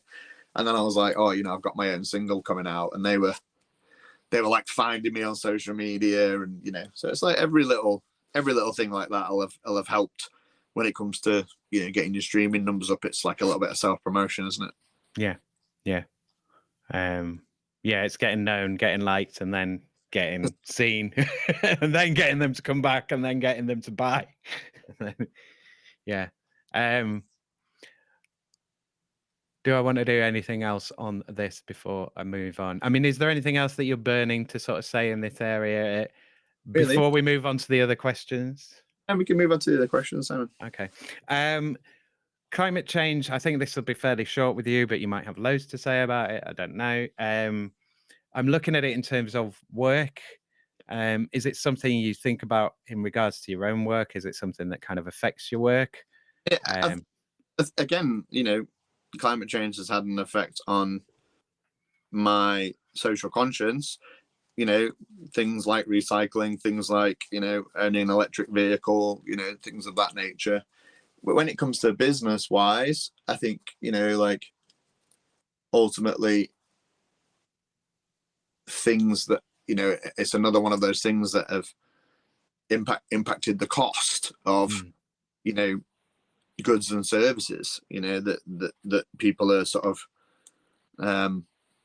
aware of not being sort of so blatantly polluting the world, but I guess at the same time that costs people money to put into place systems and policies that change the way that they function, and usually involves a cost which they then ultimately have to pass on to other people. But I feel like I've not been in an industry that necessarily has been massively impacted by climate change, but I'm more conscious of it myself in my personal life, I would say. But I think hopefully we all are. I think Yeah, people are a bit more aware of what's going on. I mean, this is always an interesting one to me because obviously weather and climate are different things. Yeah. But it's amazing how we don't notice the change in the weather, and we do at the same time, and we don't kind of make the links. Really mild for October, isn't it? Mild for October. It's like, well, yeah. Well, it was like I remember last year. It was sort of either early or mid-December. November, and it was 15 degrees. I'm like, it shouldn't be 15 degrees in November at any point. And like a few years back when it was 39 degrees, and people are like, you forget these things and you don't link them. And it's like, but that was a huge day like that. Loads of people didn't go into work because of the temperatures and stuff. And as we get that more often, we close the shop. Yeah. We're like, well, there's not going to be anybody out, and it's a temperature, a working temperature in the kitchen, which is untenable. Yeah. Bother. Yeah. And then from the other side, you have, like it's rained constantly for the last 2 years sort of thing. And it's like, that affects things. I've talked to construction workers and the sort of like, there are days when we can't work. Like it's not safe to work, and it doesn't have to be that it's boiling hot. It can be that it's too much rain, it's too slippy, the visibility is awful. I remember there being a few days where they weren't able to work on the site opposite us because of the wind. Once you get on high rises, I guess that's an issue. And it's those day-to-day things, and they're that increase over time, where it's slowly all at once. And yeah, we don't make those connections, but we think about it in terms of, because we've been trained to, in terms of our own personal impact, rather than how our impact on the planet, rather than the impact of it on us as individuals. You're right, mate. It's yeah, and we and it's weird that because it's all personal responsibility, but it's our personal responsibility to make sure that we all collectively do it. So it's your responsibility to be a busybody and bother everybody else and make them do things that they're not interested in, and then get annoyed when they're not doing the thing that you're telling them to do, that you want them to do, but they don't want to do. I saw something the other day that said that there's a Belgian runs like 1,000 empty flights a year to maintain their flight paths. Yeah. Probably to do with the amount of politicians that move in and out of Brussels constantly, and sometimes there's nobody, and sometimes, but they just keep the flights running. And I'm like, oh, I'm really glad that I recycled all my, peeled the labels off of that glass bottle to put it in that box that I wasn't, I wanted to put it in, when there's literally, there's things like that going on, and ultimately your tiny gesture, you think like it doesn't matter, but obviously if everybody does it, then we can add up, we can hopefully add up to one big change. I mean, it goes without saying, during COVID, I mean, look how clear the sky was, and there's like, no planes in the air, and it was just like the most glorious weather we've ever had. Well, here's a great one for you. Noise. So I remember in lockdown, so because it was hot and so on, which, I don't know if you know about the aerosols and the particulates and that clearing up, and that's why it got warmer and clearer and speeded up heat and all that kind of stuff. Yeah. But I had the windows open, and I'd leave them open at night. And I remember being woken up one morning. I can't remember what time. It was like summery time. But it was the sound of traffic queuing outside, and I was furious. I was like, how dare these cars be here making all this noise? Like, where you're going into your office, it's too soon. Like, you stay at home. And when the planes came back, I mean, they were still flying all the time, like, because we didn't close anything, but they were massively reduced. But it was so much better not listening to that noise. And I want to bring this back again to Mrs Atha, of like all the other stuff that you were dealing with, the inconvenience and stuff, that bloody noise all day of drilling and smashing and so on. Because I've stayed in places where I've had to listen to that all day, and people underestimate how violent and disturbing that is and what it does to your mind. And obviously people just stop coming. They're like, well, I can't, I can't cope with that noise. And then, what happens, for example, in the summer where you've had to have the doors closed, where previously you'd have all your doors and windows open and have, air circulating in the room. It's like, well, you can't have that. Yeah, open. and you're going to have dust coming in and not being able to have your doors, open and let air in the room. And in the summer, that meant it was really, too hot in there. In the winter, it meant it was too cold in there. It was just all really difficult. And yeah, I mean, noise pollution is something that, as you just mentioned, people, it was the most infuriating thing to be working day to day in an environment where you would just hear huge drills smashing into things, and that was not good for the soul. No. It's not good for your nervous system, and we because we dial it out, we're just like, oh, it's fine. You just put that exactly in perspective when you talk about the probably the only time in our lives that we will ever experience it not being there was that COVID period.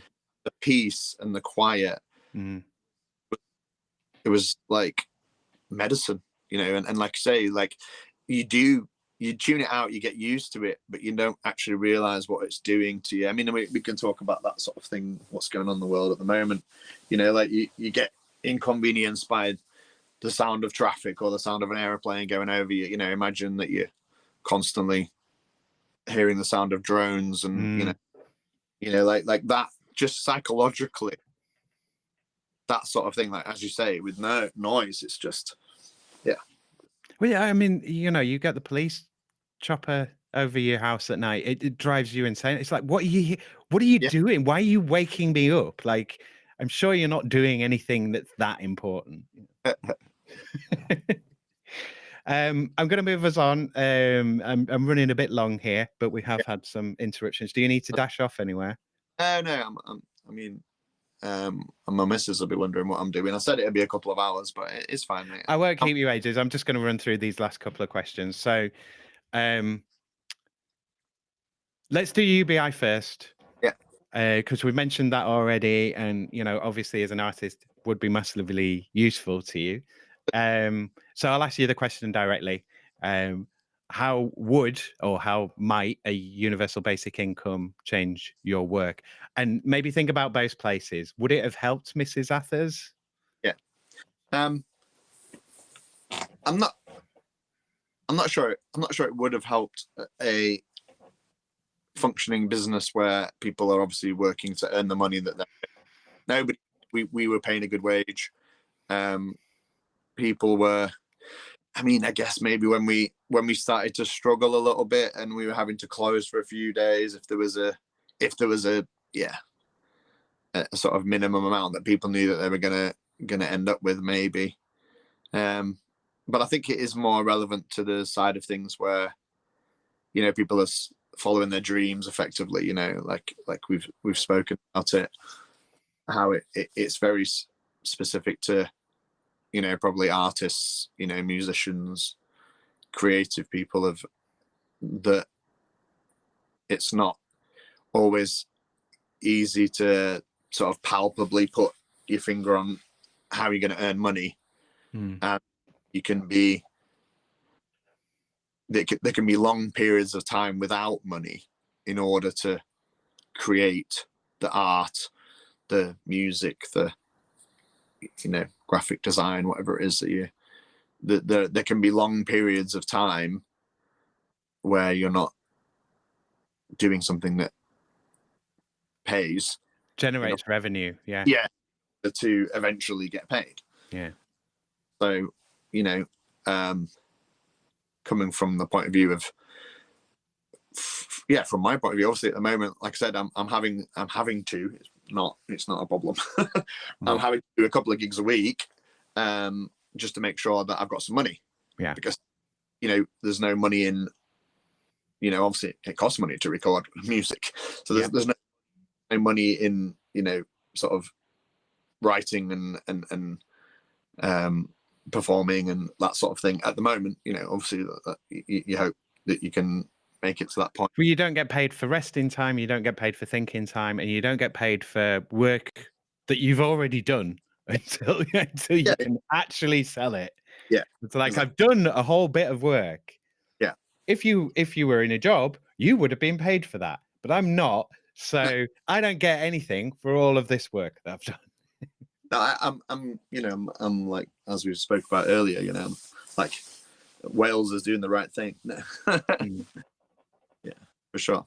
I think it's a great thing, and the amount of people that I know that would benefit from it, given what it is that they do, then, you know, I'm all for it. I mean, just to stay on this a little bit longer, do you think, in terms of gigs, would it help gigs? Do you think more people would come out more often? They'd risk. People seem to be a bit scared of buying tickets in advance to things now, or they buy them in advance and then they don't turn up. So there's this weird thing going on. Yeah, I guess it's like, you know, you might buy some tickets in advance and then it comes to the night and you're like, well, I haven't got another 50 quid to spend to go out and do it. Yeah. So, like, you know, or that you might, you know, luckily there are ways to resell your tickets these days. But yeah, I think ultimately, I think it would encourage people to, if you would spend it. Well, this is it. I mean, we've already mentioned people have less disposable income, so it's like some of it will become disposable income. If that's the case, then, you know, other businesses will benefit from that. You know, whether music venues, whether it's, like you say, people coming out to a gig that might not have come out, whether it's going to the pub or, you know, going to your local you know, club or whatever it is that you want to do. Ultimately, a lot of places are suffering because nobody's got any money. That's just the reality. You know, all the money that they do have is allocated to the things that they now have to pay for that are twice as expensive as they used to be. Well, and it is the expenses. I mean, like, you know, in Victorian times, they didn't have to pay a monthly fee for their telegrams. You know, like, you have to have a phone, you have to have internet access, and that's not just, it's a luxury thing. The government make you have the internet in order to access any of their services. You have to do it, so it's not just a car anymore. Me, like I don't understand how Instagram isn't the internet isn't like air. It should be free.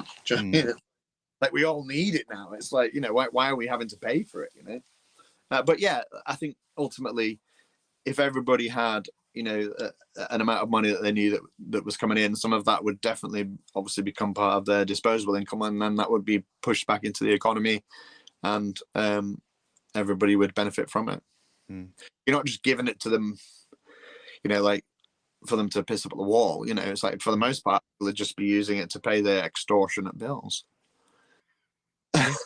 Well, it's I always hate that sort of, oh well, you just cadging people, you're just giving people money and they're just going to spend it on booze, and it's like, well, maybe well, they are. you just gave billions to the banks for no bloody reason.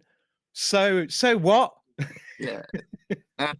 Like I don't subscribe to that. It's like,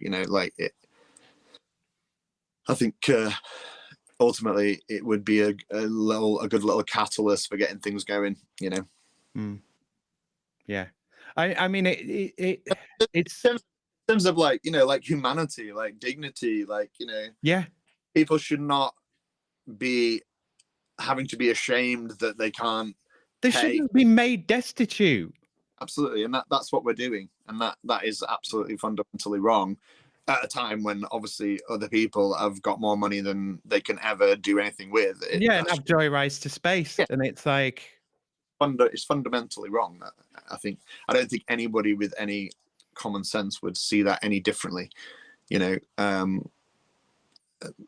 It's the disparity between how much money the wealthy have and how much money the people less well off have is absolutely scandalous, and has just gone beyond any level of acceptability. It's fundamentally wrong that people are dying in poverty all over the world, never mind in what is considered first world country.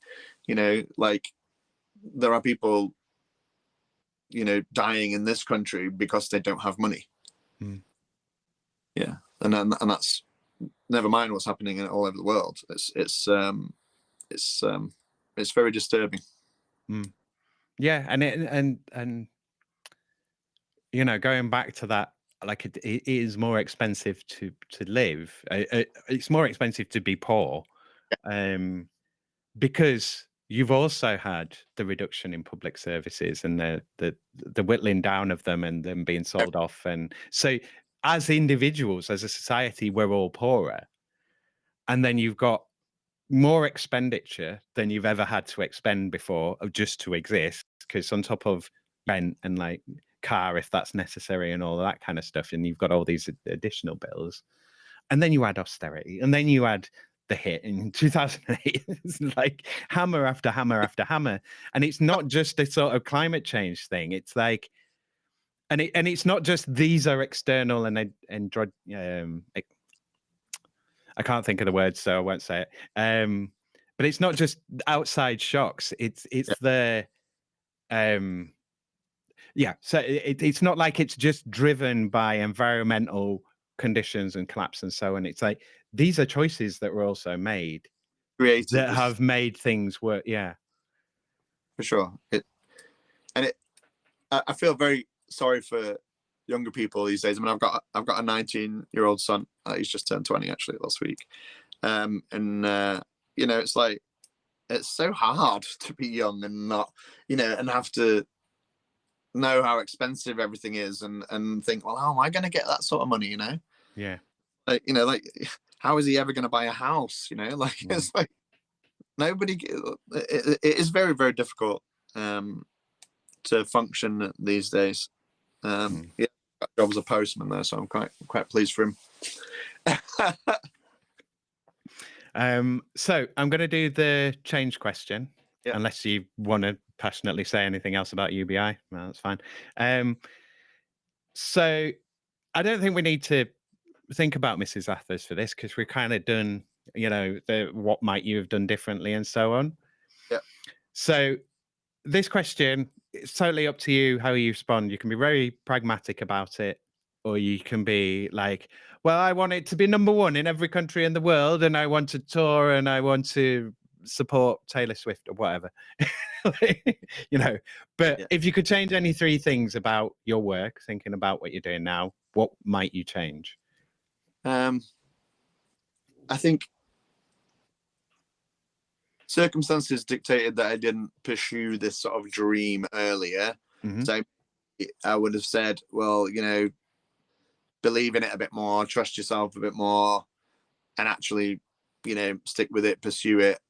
And I would have been a, you know, if for example I hadn't started Mrs Atha 12 years ago and I just decided I was going to do something musical, you know, I'd have had 10 years of experience of doing that, and probably released a lot more music, and, you know, been able to be a lot more creative in that period of time. So yeah, I mean, I guess change. But in terms of, you know, what is actually happening now, rather than looking back at the past and saying what you would have done, yeah, I'm not sure there's, you know, I just, as I said to you earlier, I'm really proud of the song in particular, and I want people to hear it, and I want people to understand it, and I want people to take what they can take from it for themselves, and you know, I want people to know the story. I think it's a relevant, something that a lot of people can relate to. You know, there's obviously the concept of losing something and then feeling, you know, sort of how you can come through the other side, and, you know, find some positivity in the situation. But yeah, I'm not, you know, I don't know, maybe I'm just not one of those kind of people that's wishing for other things, wishing things to be different. I feel very lucky. I've managed to put myself into a very nice position where the thing that was my life for 12 years that I thought was going to take me so long to get over, and so long to deal with, and so long before I could actually process it, by creating this, you know, song, this sort of work of art as such, that I've kind of healed myself. I'm actually, you know, I feel really happy. I'm really content, and I feel, yeah, like I said, that creative juices are flowing for me. You know, I'm getting to go out and perform.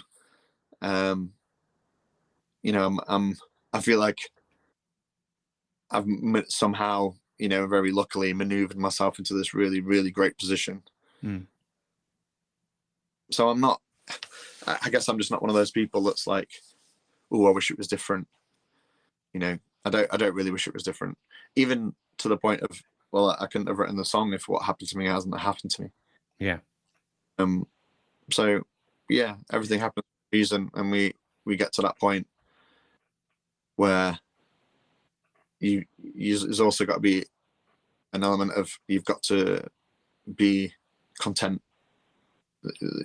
I think peace and contentment are underrated. Absolutely.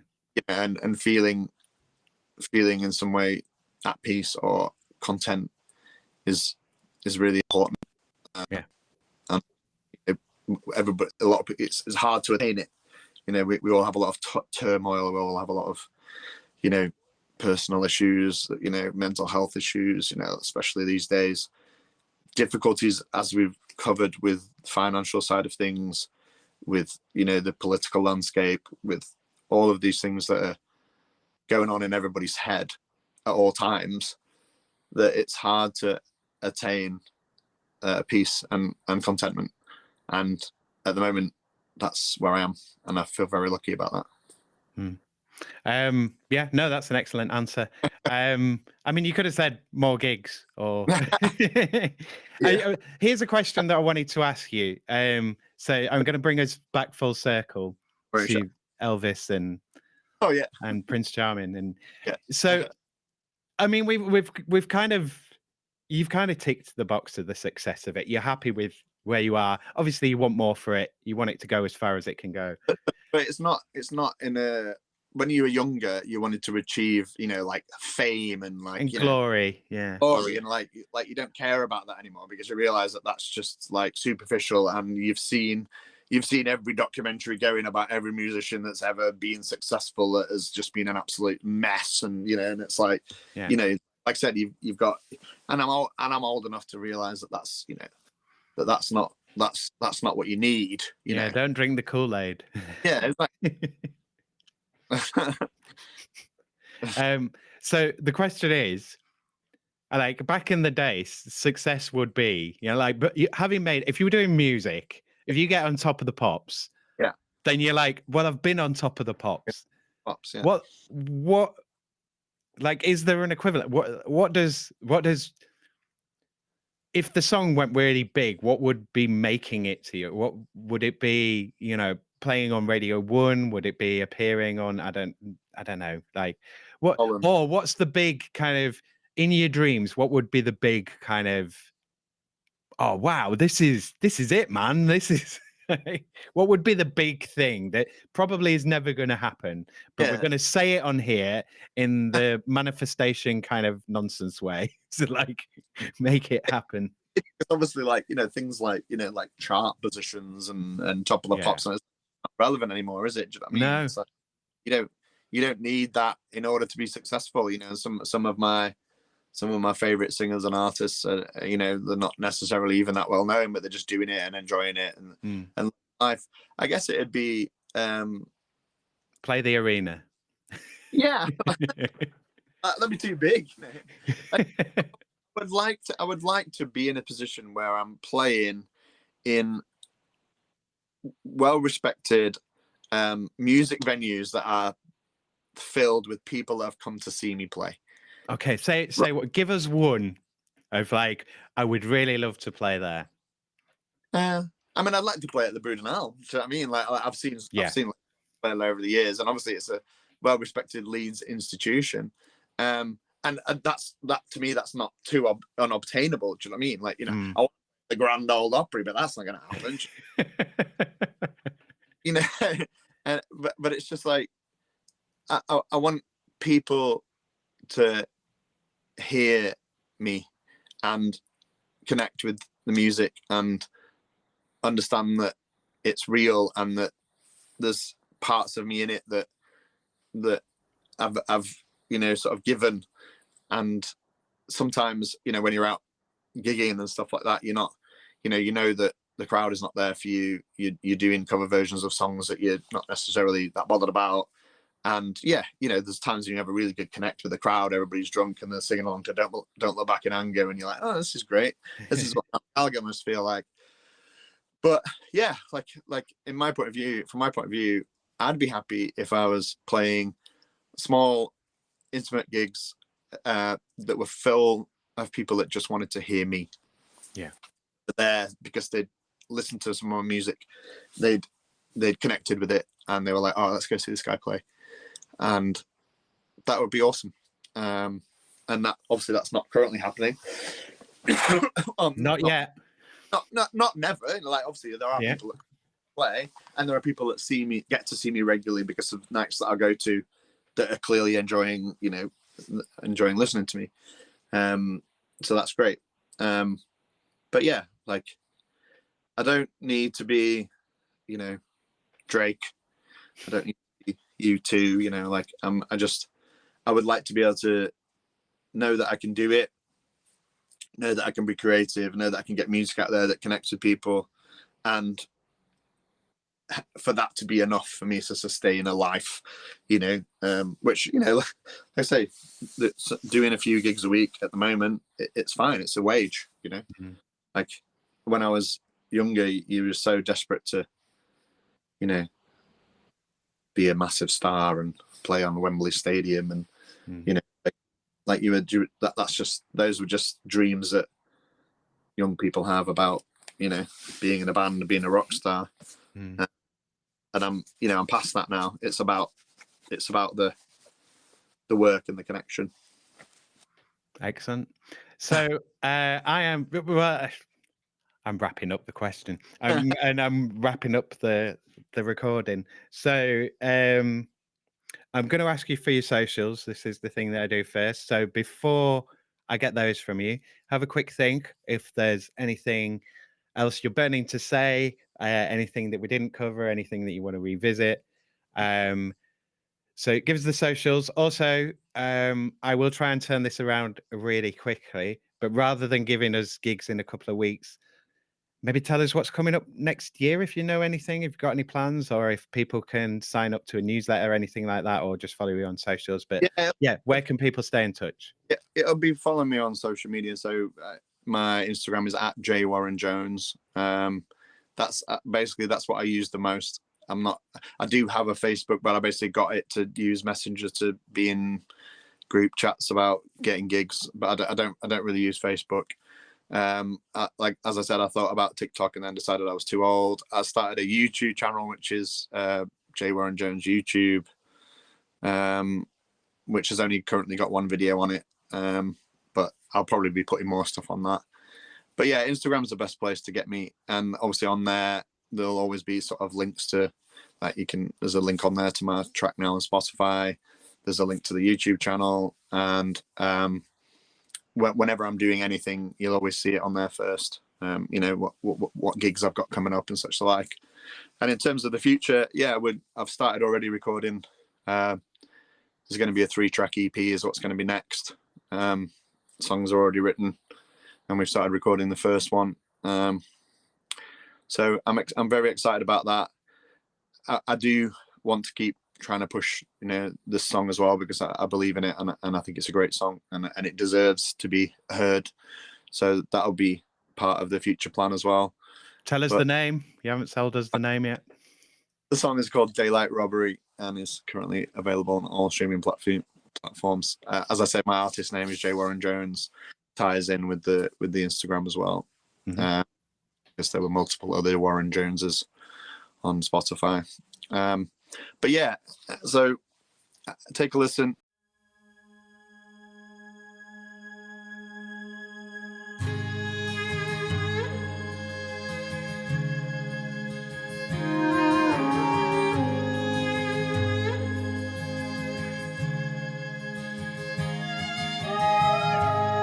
You gotta take it on the chin. You'll never see that girl again. But when you think of her, just think of all the good things that you did.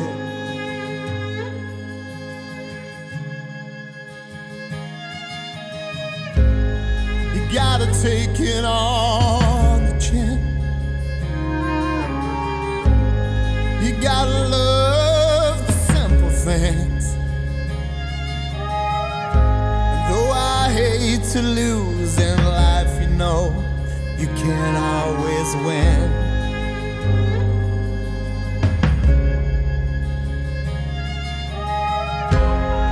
All day and all night,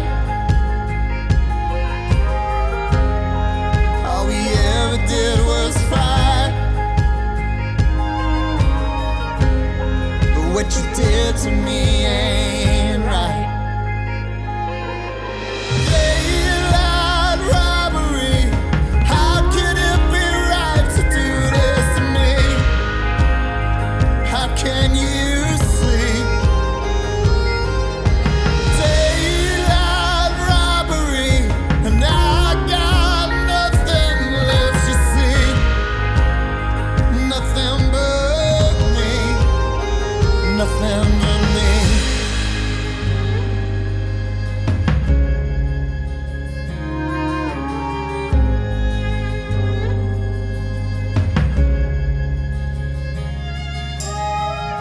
And I feel nothing but love. All the times you left me up, I'm so proud of what we did and all the lives that we have lived.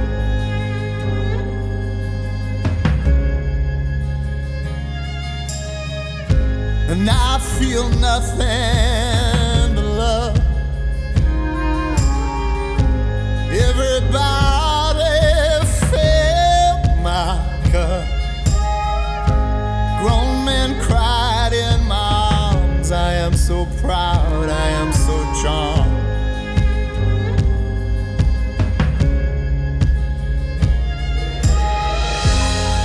All day and all night, all we ever did was fight. What you did to me ain't right. Daylight robbery, how could it be right to do this to me? How can you see? Daylight robbery, and I got nothing left to see. Nothing but me. Daylight robbery, and I got nothing left to see. Nothing but me. You get everything, and I got nothing left to see. Nothing but me. Nothing but me. But that's all I need. You know, hopefully, if you've listened to this, you'll understand a little bit more about me. That'll help you to connect with the song a little bit more. But even though the song is obviously 100% unequivocally about what happened to me and what happened with the shop, I think it's got a universal application. And finding things in it. You know, I sent it to a friend before it released, and he was just on his way back from breaking up with a girl, and he was listening to it in his headphones in the car, and he just messaged me, mate, you couldn't have sent this at a worse time. I'm literally eyes out listening to it. So yeah, but that's a good sign. Yeah, that's a good sign. So yeah, that's it. That's what we're here for. I think about that. I think it's Mark Commode talks about. I lost for a second, but you're back. All right. I think about this story of Mark Commode meeting David Lynch, and he goes, I think it was David Lynch or it was Cronenberg, but he's at one of them two, and he goes up to them and he's like, I hated such and such movie. And the guy's like, great. You know, like, I'm glad that you had a strong response to it, because if you'd have just been mediocre, that would be nothing, you know, like, that you really like it or that you really don't like it. At least I've got a reaction from you. That's true. And I'm aware that how subjective music is these days. That goes without saying. You know, it's not going to be everybody's cup of tea. There are specific people that I know that are really good friends of mine that I've not in any way tried to promote my single to, because I know that they won't like it. Yeah, it's not that. Yeah. So I'm comfortable with that, you know. Yeah. Cool. Well, if there's nothing else that you want to say, nothing else that you need to tell us, no other instructions for the audience. I won't ask. I'll ask you something else off the recording. I'm going to wrap it up there. So thank you very much for doing this morning, and I'll let you know as soon as it's ready to come out. Thank you. It's been a pleasure talking to you, mate. Brilliant. Thank you. So I'll just hit stop. Thank you again to Warren for being my guest. Thanks, as always, to all my guests. And thanks to you, Leeds, for being my subject. You can find Warren at instagram.com/J Warren Jones or facebook.com/Warren Jones Music. I've also put a link in the show notes to the Yorkshire Evening Post article about Mrs Atha's and the song. And you can buy the single at Spotify and iTunes. The links to both of those are in the show notes, as usual. If you would like to contact me about anything working hours related, then you can email me about this show at workinghourspod@western-studios.com. Okay, that's me. Remember, listener, no matter what you do, it is impossible for you to understand anything that your salary depends on you not understanding. So try to work for peace and try to plan with kindness. Raise your voice, but reduce your impact. Cheers, ears. Take care out there and be kind to each other. Leeds. Working Hours is produced, recorded, edited, created and published by Simon Treen for Western Studios Leeds Limited. The music was The Bees from Chopin's Etudes, which is in the public domain and was taken from museopen.org. Remember, Western Studios Leeds Limited when you're ready to start making your content in West Yorkshire. Follow Western Studios Leeds on Facebook, facebook.com/western_studios_Leeds, and on LinkedIn, linkedin.com/company/western-studios. Bookmark western-studios.com so you can see the latest prices and use my contact page to drop me a message about your own podcast project or working hours at any time from anywhere. Maybe you want or need a podcast host, co-host or narrator for your podcast project. Maybe you just need another voice for one or more episodes of your show. Podcasts are so much more than gossip, book promotions and marketing for online courses. Podcasts and other audio content get your online brand out there. Want to make some fundraising case studies? Want to have an audiobook or video course? Want to share your learning, knowledge and expertise in your field? Want to learn, teach or raise awareness of something general or particular? Want to improve internal comms with messages your staff might actually engage with? Or do you just want to brighten up the world with some entertaining content? Then make a podcast. If you're making your podcast within West Yorkshire, then think about making it with western-studios.com. Whatever your podcast questions or needs, get in touch with Western Studios Leeds.